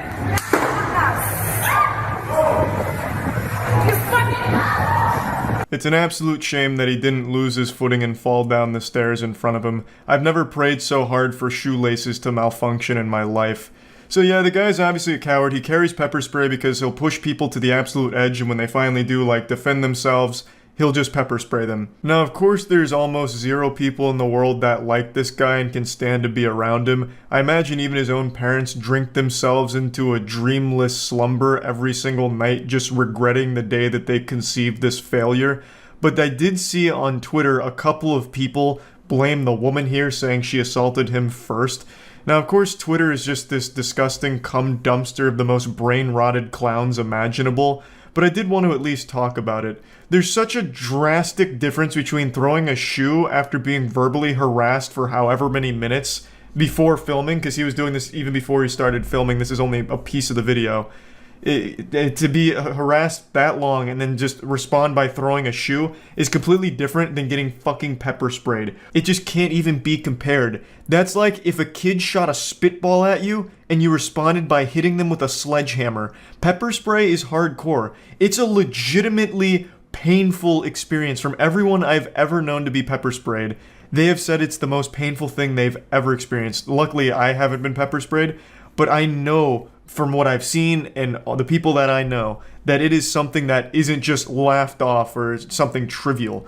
So it's just not even in the same ballpark. And she did it in what I consider to be self-defense. This was like 3 a.m., the witching hour, don't summon Freddy Fazbear at 3 a.m. kind of shit. Like, this is haunted. This guy is hanging out at a parking garage in the middle of the night, being fucking creepy and weird, saying things like my hard cock is ready for you and shit like that. You don't know what he's gonna do. That is a dangerous person. So to like get him away from you and throw a shoe, I think is like an appropriate response. And especially because he already proved you can't just walk away from the confrontation, because he had just previously followed a woman all the way to her car who was panicking, making up a story about having her car stolen and visibly uncomfortable and worried for her own fucking life. So her trying to scare him away like a pigeon on the beach was really like the only thing she could do to like diffuse the situation and make him stop. And then he responded by ruining his life with the pepper spray, because now he'll be arrested for it, and I cannot fucking wait. I think that is extremely exciting news that this guy is finally going to face some serious repercussions for this shit, because it's been going on for quite some time. He has a long history of doing this shit without remorse, and this is beyond deserved. I'd like to show you just one more clip that survived when his channel got nuked. This is just another example of the kind of shit that he would do on a regular basis. Hey, are you single? I'm sorry, what? Are you single? Yeah, I am. Oh, you think I'm hot? Oh, I didn't say that. You don't think I'm hot? I can't even see without my glasses. Oh, really? Do you live here? I don't even know here. Do you want to hang out? Probably not right now because I'm not even. What are you going to do later? Sleep? Can I come sleep with you? You don't want a massage? No, I'm good. Luckily, she eventually escapes from the 7th circle of hell there, but this was his content. This is all he would do. He would just wait to find women pretty much anywhere, really, and make them as scared and uncomfortable as possible and film it. That was his entire existence. That was his whole purpose. And now it's finally over. Can finally breathe a nice sigh of relief. You won't accidentally see this man sitting on a fucking park bench somewhere and ruining your day. So I just wanted to share the both bad and good news here. And yeah, that's about it. See ya. The title of Drunkest Man Ever is an extremely slippery one. There's too many variables at play for it to ever be objective or measurable. How could you possibly dictate who is the true king? Who would you bestow the crown upon? Yet I continue to see this title in body cam footage, so I kind of just compare it to other drunk people in body cams that have similar nomenclature surrounding them. And Midwest Safety posted one today about the drunkest man that they've seen. And this guy is a very impressive specimen. Now, he'd probably be in the top 10 drunkest body cams I've seen for sure. This is the drunkest person we've ever seen. I'm bothering my own room. Okay. hold on. Let me talk to you over here. I'll talk to you if you want to talk. That's fine. If you want to talk to me. Yeah, you can talk to me. I'm cool with you. What's going on, sir? Hey, come here. Why are we getting called out here? I cannot believe a real-life human being has that voice. It sounds like he's perpetually huffing helium. It's a cartoon character. I'm waiting here for her. They gave her a hard issue about getting in a room. This is possibly my girlfriend. Okay. Hey, we're gonna have here a good time. Spoiler alert, there was no good time to be had here. Also, I can't help but find romance in that statement. This is possibly my girlfriend. And they say chivalry is dead. Her heart must have melted right there, hearing those words leave his lips. And also her eardrums may have bled from the high-pitched frequencies of his voice uttering any words at all. But god damn it if he didn't have the fucking silver tongue here. A real Casanova. So, she said she was hungry. Are you staying here or no? Yeah, I paid to stay here. I paid out of my own pocket. When did you pay to stay here? This evening. But that's fine. If he wants to shoot me out, trust me. Okay. Holiday Inn will fucking get a fucking sweet kiss in the ass. Okay. A lot to unpack here. His potential girlfriend, she left. I don't know if this was like a Tinder date in their first meeting. Maybe that's a complete stranger and she just started panicking when this fucking lunatic called her over. I have no idea. Maybe she heard his voice, thought it was nails on a chalkboard, like he was about to curse her with some kind of spell, so she just tried to play it safe, and now she finally sees her opportunity to leave, she takes it. So you will not see her for the rest of this adventure. Now, he's talking about how he paid for this room out of his own pocket, and with everything here going cattywampus, they're gonna get a sweet kiss in the ass. Wow. I don't know if that's a punishment or a promise, but he's about to go kiss them in their ass. He's gonna rim them out for him being shooed out of the hotel.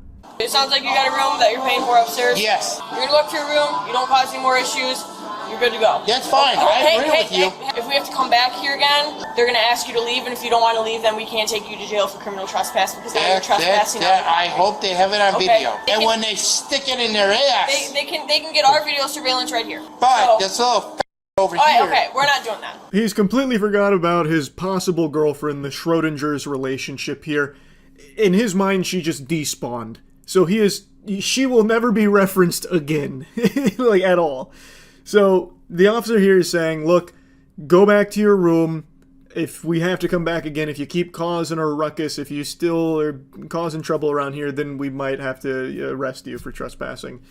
And this guy just keeps talking about asses, about things going up in butts, whether it's his lips or a stick. He is not really grasping what's going on here. Technically, I could have brought a van over here. Okay, I don't know what you're talking about. If I have to come back, you're going to jail. That's Is that right. fair? That's right. I agree with you. You got your room keys?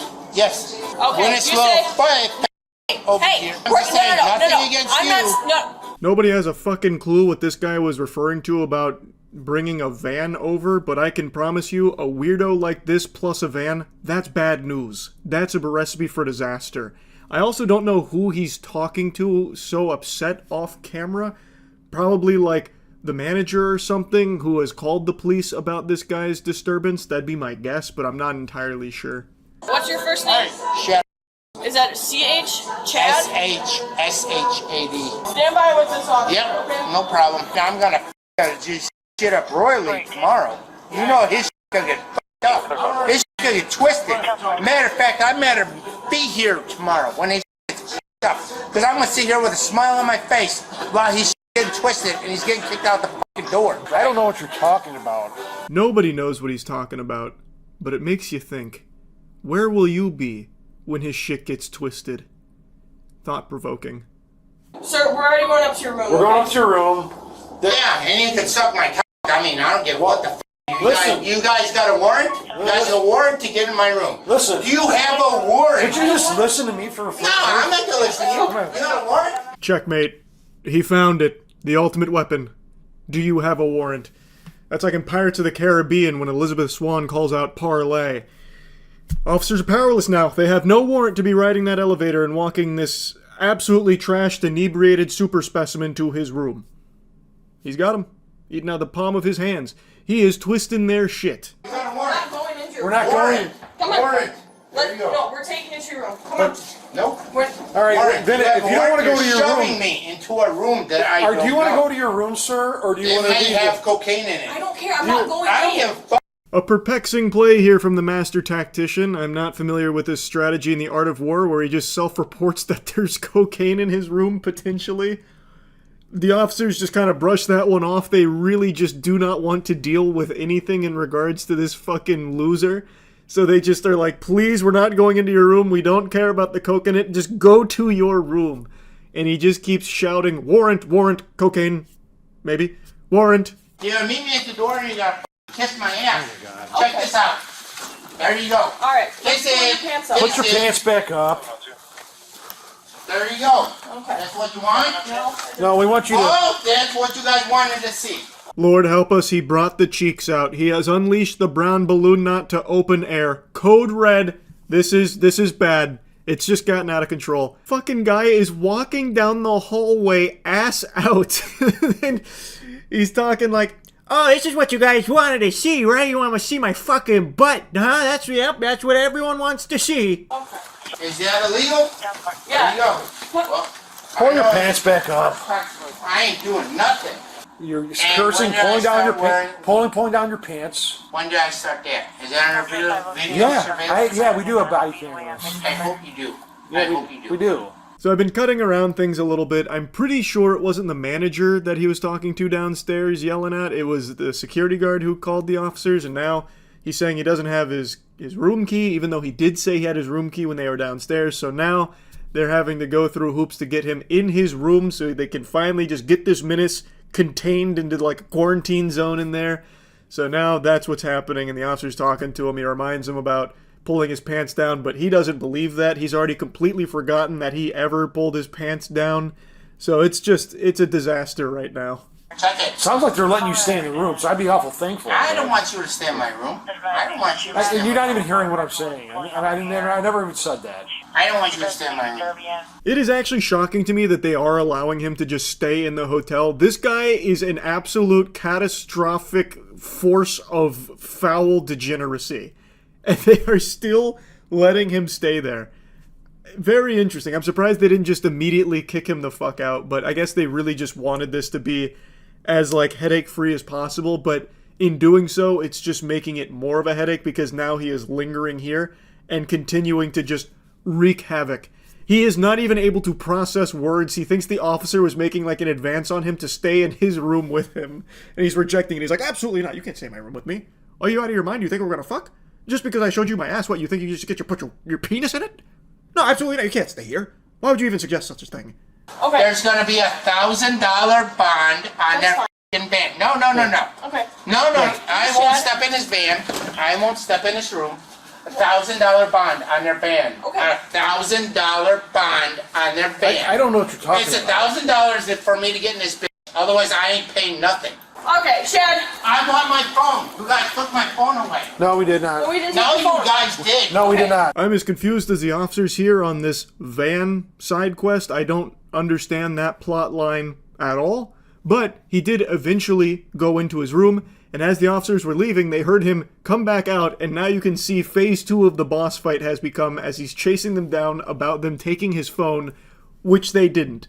They never went anywhere near his phone. Where your phone is, man. My phone is in my pockets. You know what? I'm gonna get caught on the highway. You know what? You know what? F*** this motherfucker. Then are you know what? I'm leaving? gonna f*** this f***ing bitch. I'm gonna fuck him right in the face. No, I don't think so. Are you leaving or are you not? Where the phone is. No. F*** this. You know what? Take me in. Violate me, bitch. Why do we want to do that? You guys want to? No, Go no, ahead. no, Let's we go. don't. No, we don't. Let's go. Let's go. No, we don't. It is shocking to me how often we see that move during like one of these body cams where someone is just so fucked up, they're like, okay, you know what, just do it then. All right, you want to come do it? We'll do it then. And then when they actually do end up getting arrested, they're like, what in tarnation? I can't believe this. Like, I don't understand that move there. So right now this whole hoopla is over. He thinks they took his phone, but then he says his phone's in his pocket. Turns out it's not in his pocket. He has misplaced his phone. And now he's got like all kinds of gobbledygook coming out of his mouth here, just a bunch of mumbo jumbo. And now he's just saying like to violate him. Like it is off the rails. You know here's Just the thing. gather up. They downstairs can suck these That's nuts, fine. not you guys. Okay, gather up But your- they can suck these nuts. You want to see these nuts? No. You guys Hold on. want to see these nuts? Hey, Back check off. it. Not back off. F that. Hey, tell this bitch to come suck this fucking wiener. She can suck the duck out this gather fucking your stuff up and let's get rolling. Holy cannoli, the ass was just the appetizer. Now he's brought the cock out.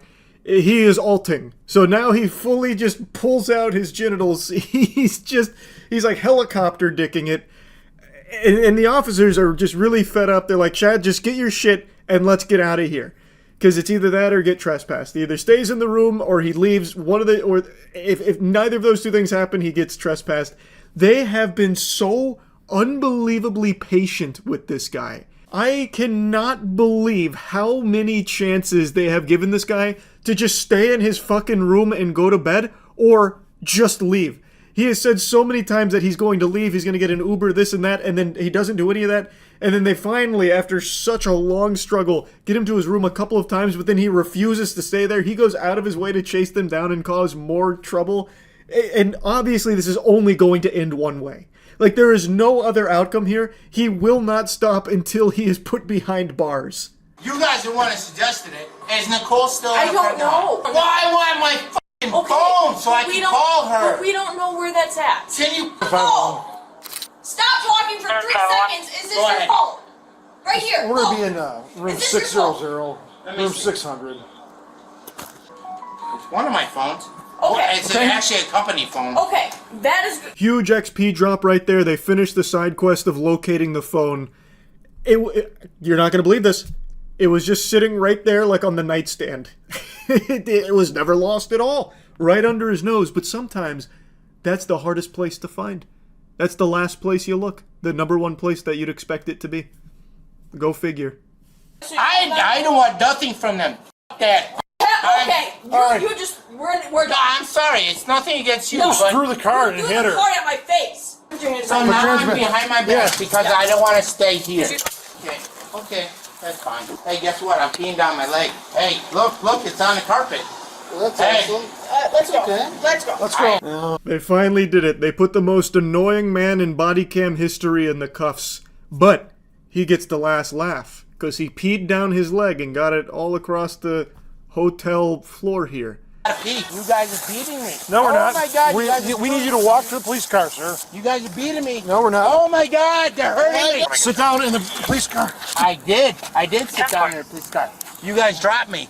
You guys dropped me. No, we did oh not. My God. Oh my God. Okay, fine. Ow! Ow! We need you to stand. It popped out of socket. Stop tasing me. We're not. Much like Sisyphus, these officers had their work cut out pushing this rock up the hill. He was not going easy. The amount of times they'd like get him to the police car and he'd just sit down, and his whole idea here was to just start like yelling and screaming and just spouting a bunch of lies like, oh, they're beating me, they're tasing me, they popped my shoulder out of its socket, ow, they're hurting. That kind of thing. The officers even mocked him a little bit for it. And it felt like no matter how much progress they made with getting him in the back there, the rock would just roll back down the hill all over again. He'd just sit down and then they'd have to lift him again, all the while he's screaming and shit about nothing and just making things up. But they do eventually get him in the back, and he's still not done. He's still got one more trick left up his sleeve. Hey, how's it taste? It tastes like a tampon. Suck my dick, bitch.